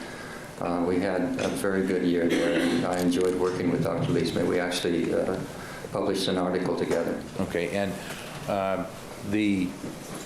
and you actually referenced Dr. Leetzman's book on forensic neuropathology a number of times in your work. Is that true? Yes, that was, I believe, the first monograph that really dealt in any depth with that subject, and it's been a very useful book for many years. Okay. I brought my green screen back down here. I think I'm going to start Dr. using Andrews, it again. with reference to I think I'm going to try to make a new background. your opinions in this particular case, when did you first use the Review term spinal shock backgrounds. as it relates to your meetings with Mr. Jackson? Was it in Monday's meeting? Was it in your conversations Friday or earlier? I don't remember exactly when I first used that term. I'm not sure it was in that first meeting.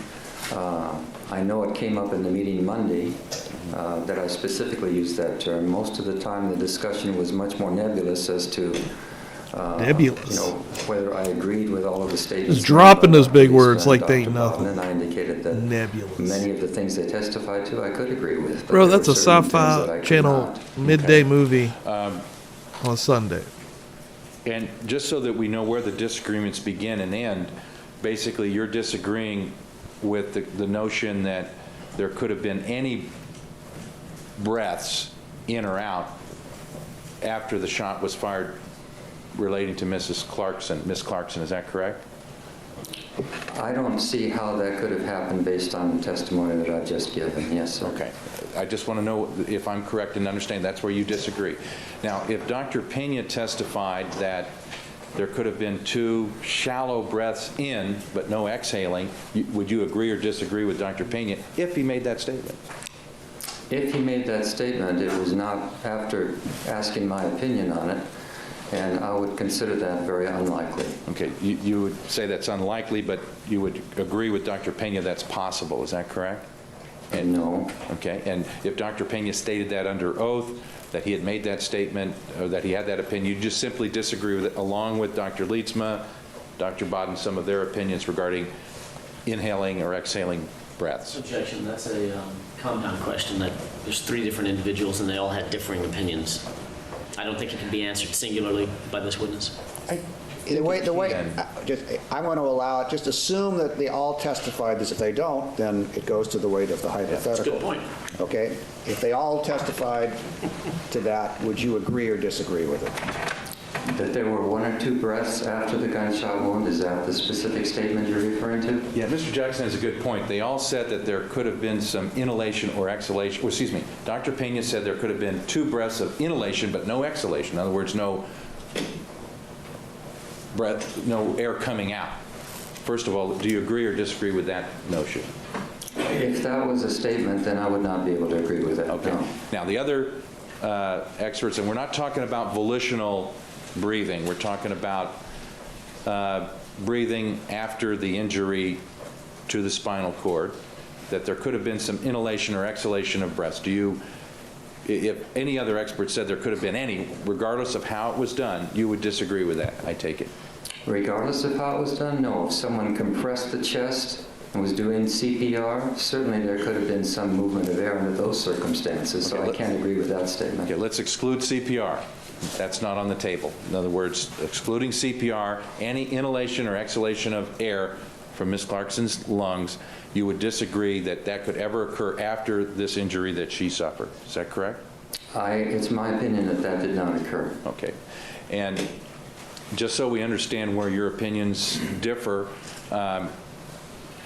with reference to Ms. Clarkson, you at some point looked at these lung slides regarding the blood in the alveoli. Is that correct? Yes, just a few days ago. And when did you first tell Mr. Jackson about doing that? This morning. Okay. And you looked at these slides, and did you compare what you saw in the slides with what was in Dr. Pena's autopsy report as to how he described that? No, I did not. Okay.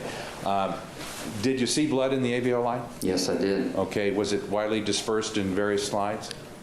It was variable in different alveoli, and I think that the amount is going to vary depending on exactly where Dr. Pena was taking his specimens. I wasn't there at the time of the specimen taking, so I have no idea as to what the sampling criteria were or what he was looking for specifically. Okay. Now, as far as giving an opinion as to whether there could have been inhalation of blood that ended up in the alveoli, you came to that opinion before you looked at the slides. Is that true? Yes. Okay. So looking at the slides didn't change your opinion one way or the other, did it? No. Okay. You had to ask Dr. Pena for the slides, is that correct? No. Okay. Now, let me ask you, you mentioned in your testimony as far as the effect of the injury on Ms. Clarkson that the bullet is so wide and the spine is so wide, is that correct? No, the spinal cord I was specifically referring to, not the bony spine. Okay. Now, the Shit. the Welcome in spine here, and the- folks or the from spine- Mo's stream. I appreciate that. That's fucking sweet. Hell yeah. Thanks, Mo.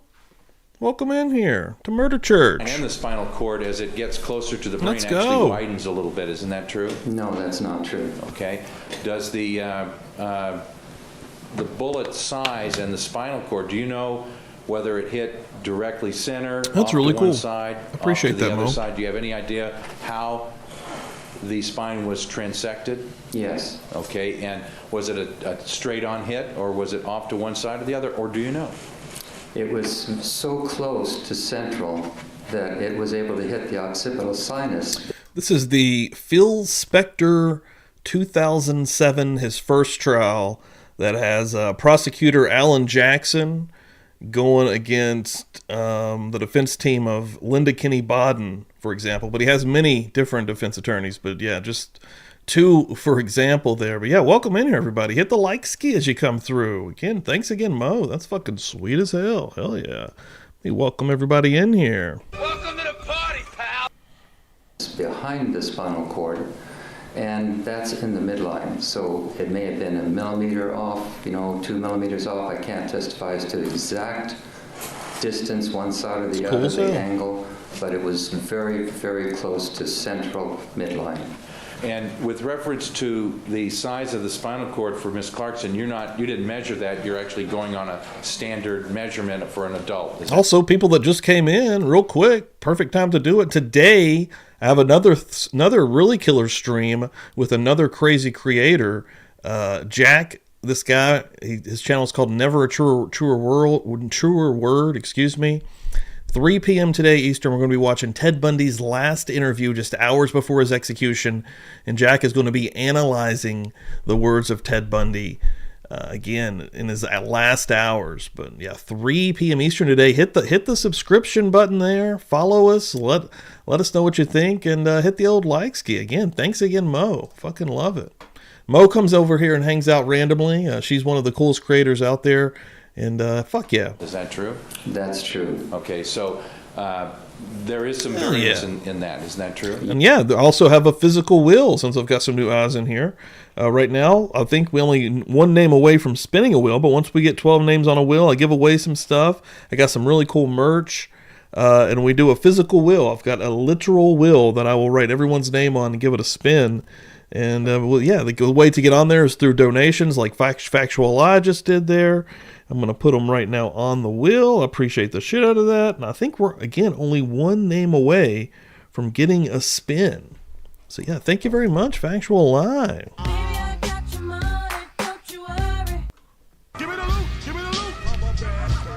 Yes, it's in the article that I mentioned and that you have a copy of. Okay, and is it also true that you cannot say Bundy and to Spector. any reasonable degree of medical certainty that, in fact, the entire cord was severed at the time of the shot? It may have occurred later. In other words, it could have occurred during transport and later on. Is that true? Based on my analysis of the situation, it's my opinion that it was completely transected, but in follow-up to that, I gave you testimony and references to indicate that even if it wasn't, it's irrelevant because of the amount of damage that would have occurred several millimeters out beyond that. Joe gonna help us out here. Damn, coming through this morning. I appreciate it. Joe Schmo, another great creator and awesome channel that is fucking blowing up currently in the true crimes field. Weird Debbie getting a membership. CRR getting a membership. Milo's mom. Leah Lou and Britt Ketchel. Everyone, welcome in here to the Buzz Nation. Appreciate it, guys. Fuck yeah. Got a lot of cool stuff in the video section, live section for members only. We have a book club that we do every Tuesday after Murder Church.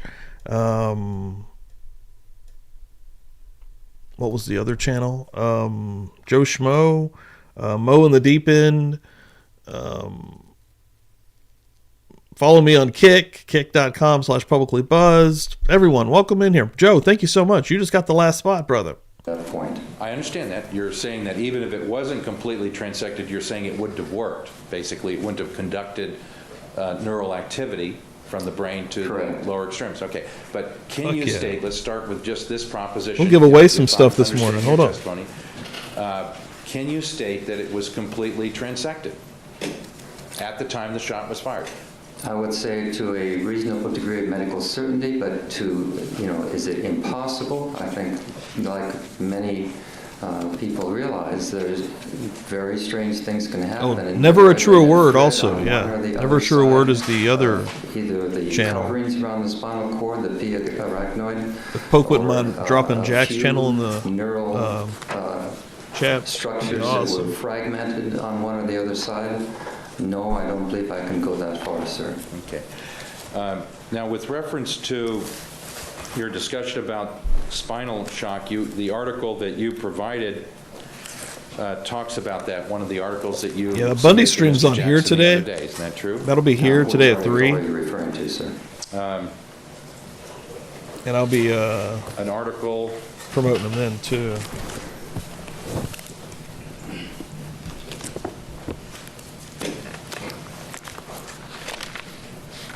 Called Spinal Shock in the Mayo Clinic Proceeding. Yeah, thanks everyone. Let me fill out a will here. 1996. Yes, Atkinson Give and away some Atkinson. stuff. I'll look at the author's name. And did Mr. Jackson ask you to get these articles, or did you get them on your own at his Well, most request? of them, since I was writing various book chapters that needed those references, all of them except And I did order Atkinson Hell and Yes, Atkinson came magnets. from my files, and I've had many of those articles for months or years. It wasn't necessary to go to the library.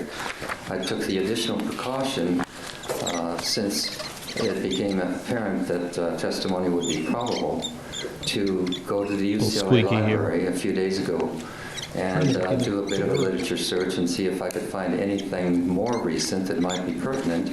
And I selected the Atkinson and Atkinson because even though some of the others briefly allude to these rare exceptions that can occur after complete cord transection with regard to cutaneous reflexes, the very brief, momentary, severely depressed reflex of the knee and so on, I thought the Atkinson article was the best example of that. And so that should be used to indicate these rare exceptions that really don't have anything to do with the main questions that Mr. Jackson was asking with regard to breathing and so on.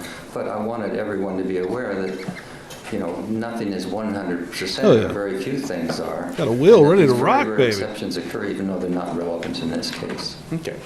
Now, Doctor, you agree that if somebody receives a spinal cord injury, typically, especially if they're not killed immediately, that the typical precaution is to immobilize the neck so that no further I was trying spinal cord to. injury. I've got to get a new marker. I know it was a bit crazy. I was like, oh my god, that's the first time it's ever squealed out in pain. It's like, please replace me. occur. Is that true? That's true. And that basically the concern is that there'd be some additional tearing or cutting of the spinal cord because bones could be broken or displaced, and that just transporting a person or moving a person could cause more severe spinal cord injury. You agree with that general Yes, concept? I agree with Dr. Bowden's statements on that. Okay, and It's ready to be. I I've got to take it get a that new your one. I'm going to get water testimony after the is that stream. even I'll though get you some believe markers. that They got to have the markers at spinal dollar cord was store, right? completely transected. If there wasn't a complete transection, Whiteboard markers. then the spinal dry shock erase, would have right. rendered the spinal cord ineffective in any event. Is that true? Well, number one, that's part of the answer that I gave. Spinal shock plays a role. The second part of running hot. it is the damage out beyond the permanent wound cavity that the Meekman article specifically refers to, and my own Oh my experience God. of viewing gunshot Dinah, wounds in the what's central nervous up? system. And so both of those are operative with regard to the injury to the nervous system. When you Thank talk you so about much for $2. I appreciate people you. that experience gunshot wounds, are you talking about people Oh that my God. survive them, like let's say in a wartime situation where Just a you're soldier is starting a brand injured new and there's a will. shot Fuck through yeah! Thank you so the much. Appreciate and it that. causes damage to the spinal cord. Those types of situations.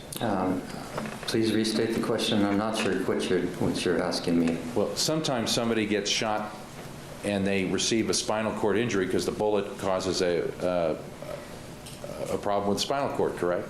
Yes. Sometimes if it's full, basically it's a complete transection and the person dies, essentially. Is that correct? Depends on the level. If it's below the level where breathing muscles are involved, then they can continue to breathe and they will not die initially. They may bleed out or have other injuries, but no, they don't necessarily have to die immediately. Some of them actually survive those injuries. Is that true? Depending on the level, yes, sir. Okay, and if it's above the area where breathing occurs, sometimes they get shot and it doesn't completely sever the spinal cord, but they end up living and they become disabled because of that. Is that true? That can occur, yes. Okay, and spinal shock, if spinal shock were to occur, then they wouldn't be able to breathe if the cord was rendered ineffective. Isn't that true? That's true. Okay. Now, one of the articles that you gave, this article regarding Atkinson's called Spinal Shock. This is the one I'm referring to. Is that the one you just talked about? Yes, sir. And it talks about spinal shock and spinal cord injuries, and it makes a statement that spinal shock may be induced up to several hours after the onset or the point of injury. You agree with that statement, isn't that true? What it basically indicates Morning, is Carrie. that the original injury need not be instantaneous. If it's rapid enough, and they indicate in there that even over several hours, that's rapid enough to, at least in some people, induce some degree of spinal shock. In other words, the point of the articles is that there's variability with reference to spinal shock and that it doesn't necessarily occur instantaneously. It could be up to several hours later, sometimes even days later. No, that's not the point at all. You misinterpreted. What they're saying is the original cause of the spinal injury may have developed over hours and lead to spinal shock.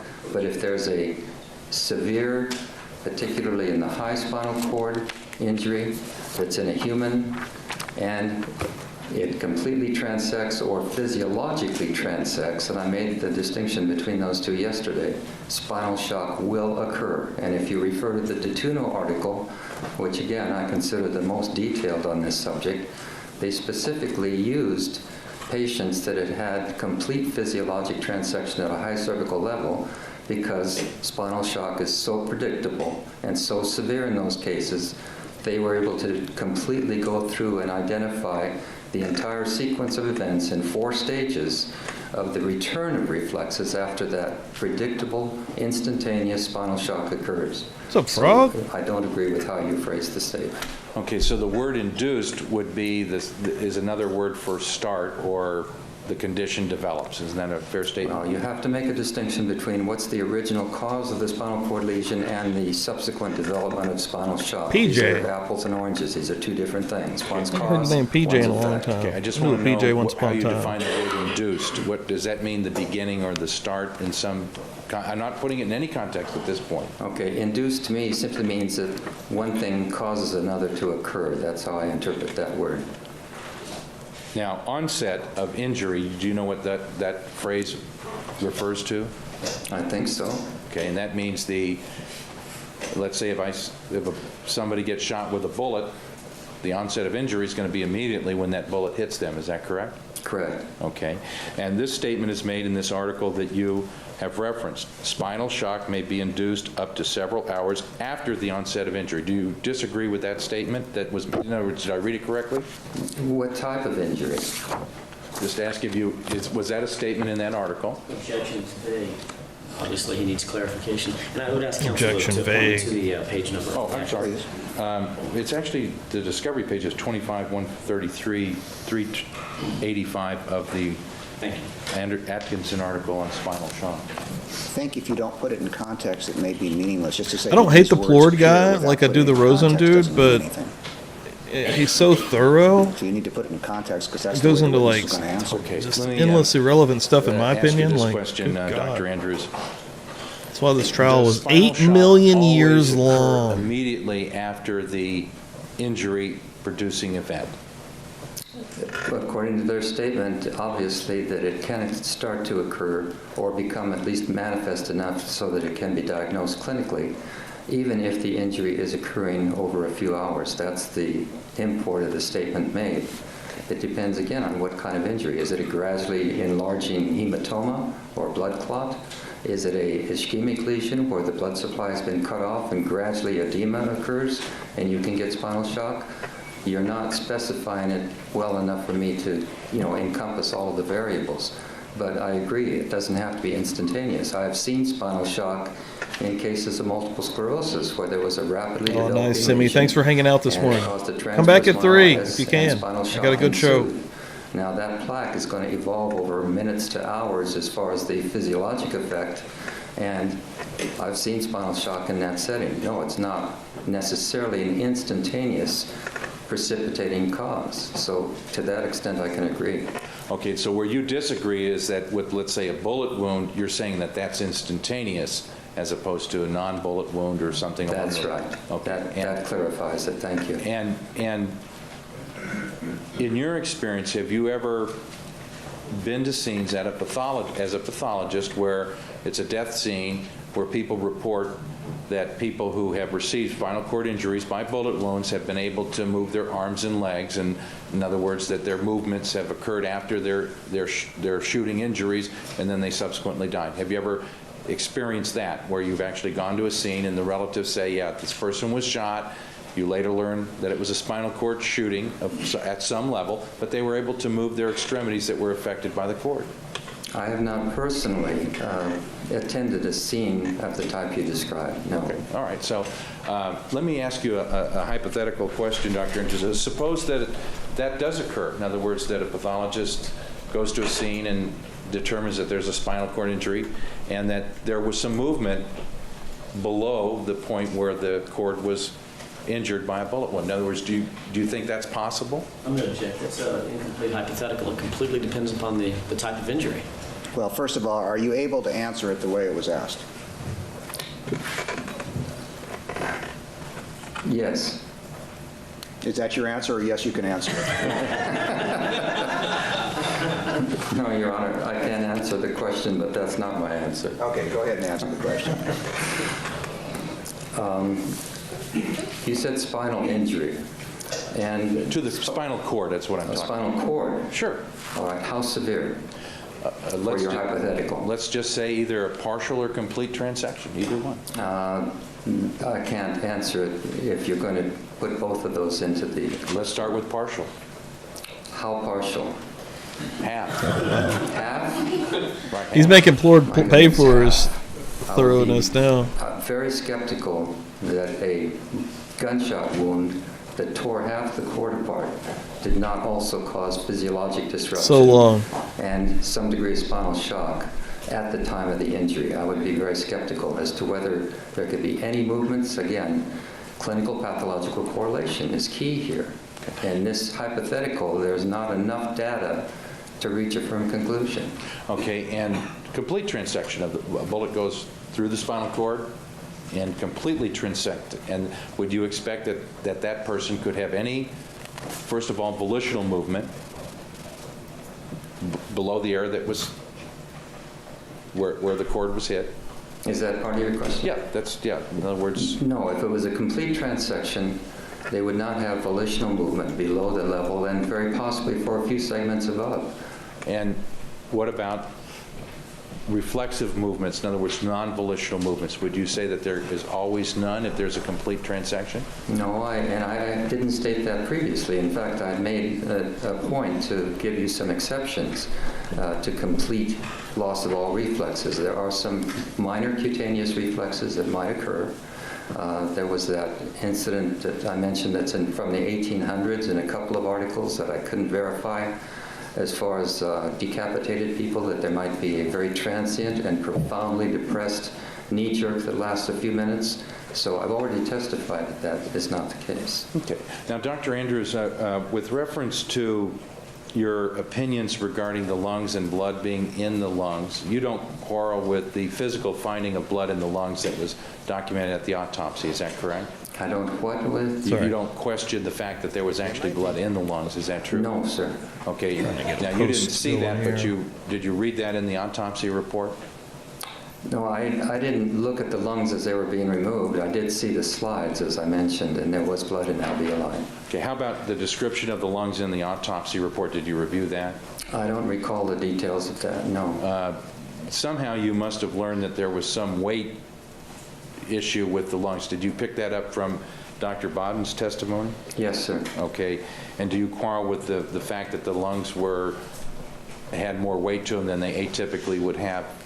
Oh, I agree with them. They were heavier than normal, yes. Okay, and was any of the weight from blood being ingested into the lungs somehow?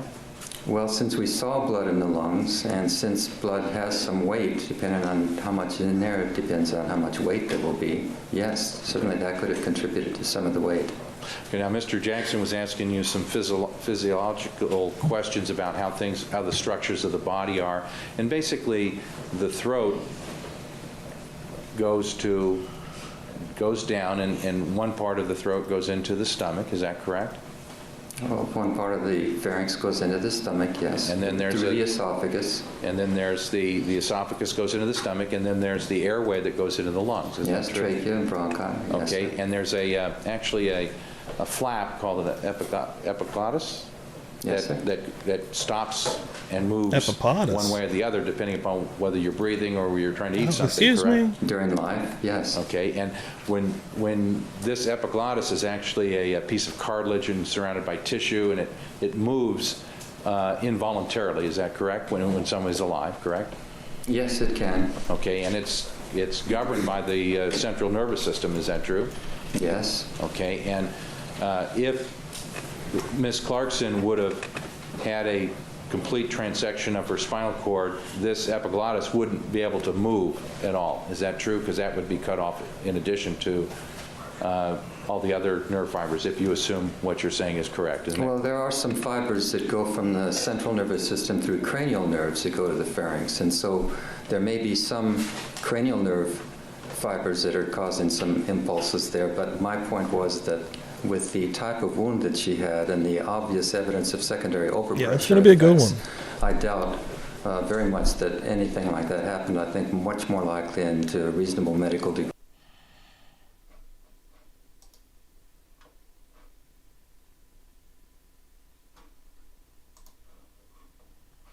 Need to refresh. 4455. Still a quick refresh here. All right, back on the record, all parties except the jurors and alternates are present? Yes.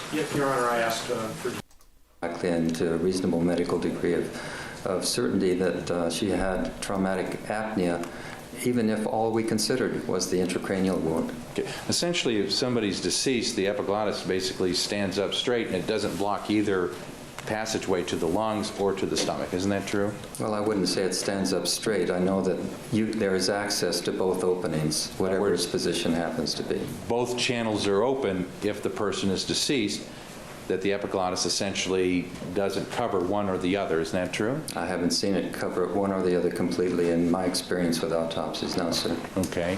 And that would mean that, and there was only one place by which there was active bleeding with reference to Ms. Clarkson's injuries, and that was the back of the throat where the bullet went in the back of her throat. That was the entrance. Is that true?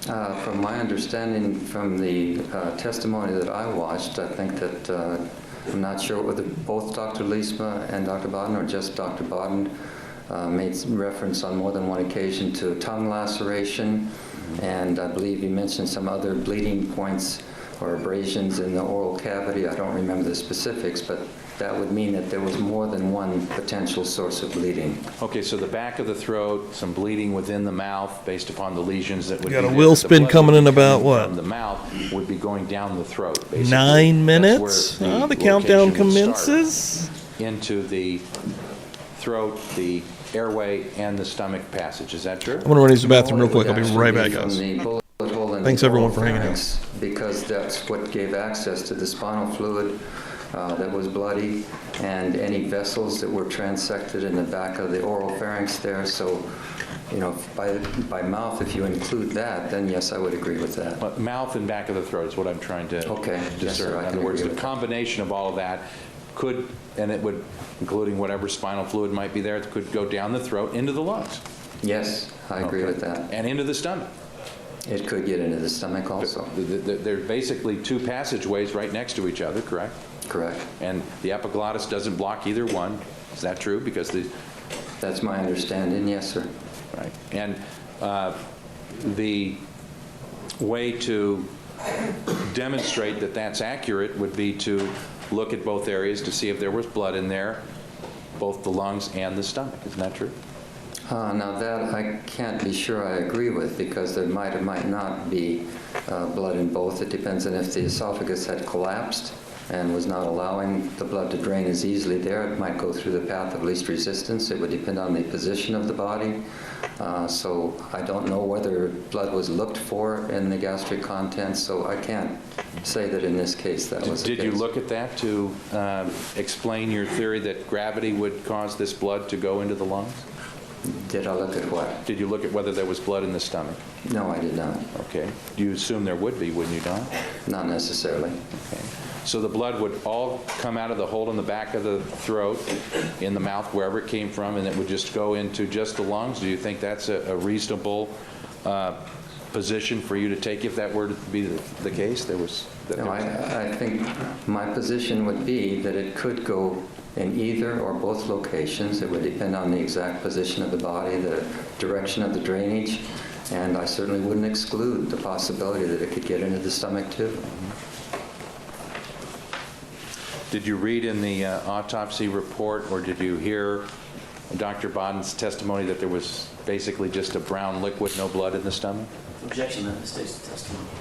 I don't recall the testimony. Are you able to give me a citation whether that's the specific testimony? Not a page, but I do remember him saying there was a brown fluid. He didn't describe blood in the stomach. Okay, well, if you want to change your hypothetical. Let me ask you this. Did you hear Dr. Bodden's testimony we made it. regarding the contents of the stomach as you reviewed his, when you sat? That may have been one of the times when I was out of the room, because I don't remember that statement, no, sir. Okay.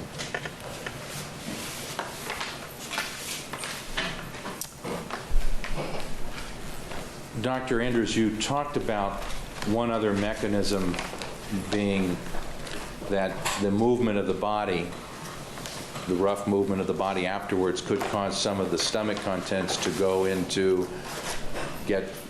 out of the stomach and into the lungs, and fluids and things could get moved around, and you referred to an article regarding that. Do you recall doing that? I'm going to check. This state's testimony. The doctor never said anything about rough movement of the body. Okay, restate your question. Do you recall talking about movement of the body and that somehow would cause the gastric contents to get out of the stomach and end up in the lungs?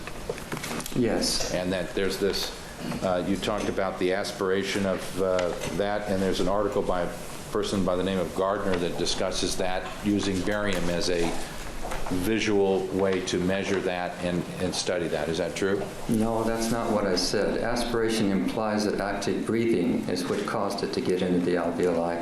Dr. Gardner's experimental work that's cited in an article on aspiration that was dealing primarily with that phenomenon in living patients was specifically with regard to the issue of him putting barium in the stomach of people that were already dead and then finding 24 to 48 hours later with the usual way that the body is handled, to go to the mortuary, to go to the autopsy table, barium was in alveoli. That was the statement, and it's such a eloquently clear and simple experiment that proves that point.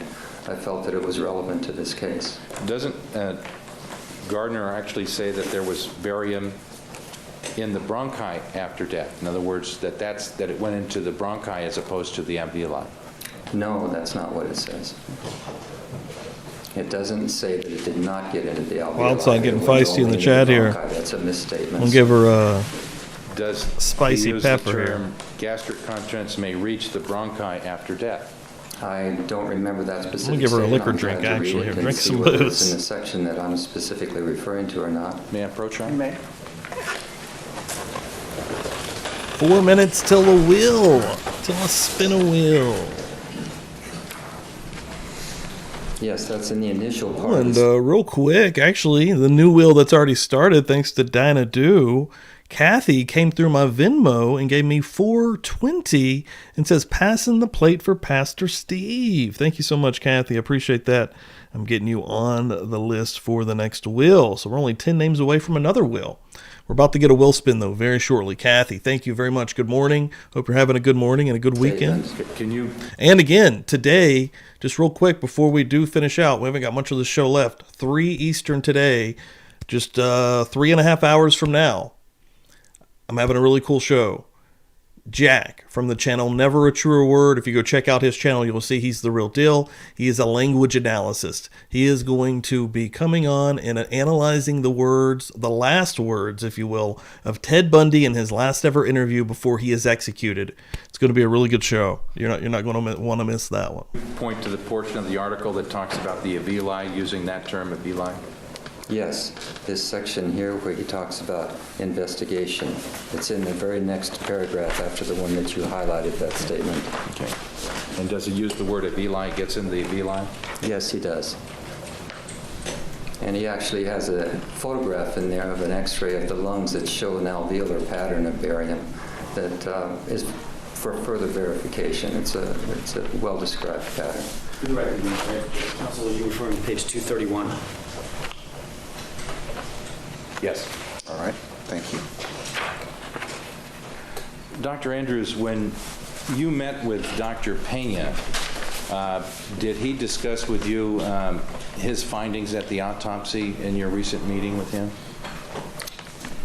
I don't remember him specifically discussing that. I think that Mr. Jackson was actually asking the questions that I responded to, and it had to do with my opinion as to whether a lot of the movements that had been described previously, in my opinion, could have occurred, and I indicated that I could not, and for the reasons stated in my testimony.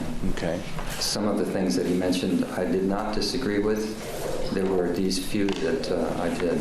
Okay, so when you were listening to Dr. Lietzman's testimony about air being expelled out of the lungs non-volitionally after this injury occurred, you disagree with Dr. Lietzman's opinions as to that, as I take it. Is that correct? If you're referring to his testimony that was with regard to gases from Kathy also the gave me a gunshot share on wound X. Appreciate that, going Kathy. down Thank into the you. lungs and sort of, as I She's the understand best, it, man. bellows Always coming effect through. expanding the thorax. Always helping us out here. And then The through Buzz passive Nation. contraction, Helping us again, grow. through the flexibility of the lungs, pushing blood and or tissue or something like that. I don't mean to misstate his testimony, but I'm just trying to remember the gestalt of it, the overview. I think that's a very interesting theory. I personally know of nothing in the scientific literature that would suggest that that could happen from a 2-inch revolver, even within the mouth. I would certainly be happy with that statement or others that you might disagree with if you will show me the scientific literature that provides any evidence whatever that that kind of bellows effect could forcefully push air out of the lungs under these circumstances. I'll be more been than totally happy to lost review today, it ain't and gonna keep an lie. open mind and then give you my opinion as to whether or not I think that that's valid or invalid. Up until that time, what you're I basically think I'll probably do asking me to do is agree another or Phil disagree with Spector Murder something that's Church never been on proven, Tuesday. so far as I know. Trying to get a little bit of And this it's an these interesting hours thing, but I finished don't up. feel that I should be put in a position of trying to I think disprove we're under the 30 unproven. hours left You know, now. Show me some evidence. I'll be glad to evaluate it. Less than All right, on 2,000 that note, we're going to take minutes. our noon recess. We'll be in recess till 1:30. Keep in mind the We're about to spin a wheel right now. application- I am interested to see what comes next. Tuesday night at 8 p.m. Eastern, we're going to be starting with 38 minutes. That's about perfect before book club. Oh, part 4 of Dr. Andrews, 38 minutes is what we're going to be doing. Yeah, I am going to go ahead and finish up because I've got to do a few things before my next stream at 3 Eastern, right here. Come back. Actually, when I end this stream, it's going to take you into that stream. You're not going to want to miss that. But first, let's spin a wheel and give away a few things. We're going to be giving away a Murder Church magnet, which is pretty sweet. You can put that on a fridge, on whatever you want. A sticker pack, the Dandy Savage pack sticker in the front. There's a Partner in Crime sticker in there, and behind that is a Murder Church sticker. And then I've got Publicly Buzz coasters for your drinks, everybody. When you're hanging out on Feral Friday and you're having a cold one or whatever your vice is. So let me do a practice spin. I just want to make sure she's loose. Hold on. Okay. She's loose. All right. Good luck, everyone.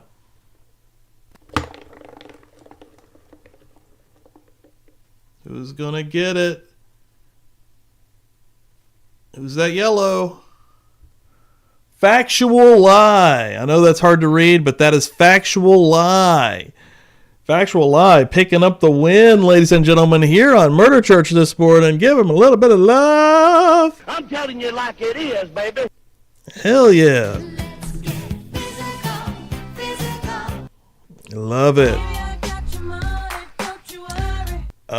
Like I was mentioning, Murder Church on Tuesday nights is followed by the book club right here.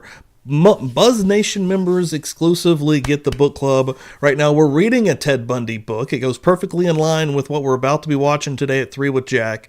We're reading The Stranger Beside Me, an Anne Rule book. And it's pretty interesting. We're about halfway through, and then if you're new in here and you're thinking, well, I can't just jump in the middle of this book, all of the past lives are members only, still in the live section. If you become a member, you will have access to those, and I take very detailed notes, and I go over them every single week. We read 2 chapters a week. We're getting ready to go into, I think, chapters 24 and 25, if I'm not mistaken, and we are cooking on that thing. So everyone, get in the book club and become a Buzz Nation member if you have not yet. There's a lot of people that that hang out in there and come and read the book with us, which is cool. Other than that, 3 Eastern today, me and Jack, Never a Truer Word, breaking down Ted Bundy's last interview. I'm just going to be a passenger. I'm just hanging out, coming for the ride. Jack's going to be giving us his analysis, his professional analysis. He is the man. He's really cool to chill with, and I think everyone's going to enjoy it. New folks, welcome in here. Thank you very much for coming this morning. Mo, thank you so much for sending folks. I appreciate the shit out of that. Mo will definitely be back on this channel, and I have a feeling that I'll be on her channel soon enough as well. So thanks, everyone. Appreciate it.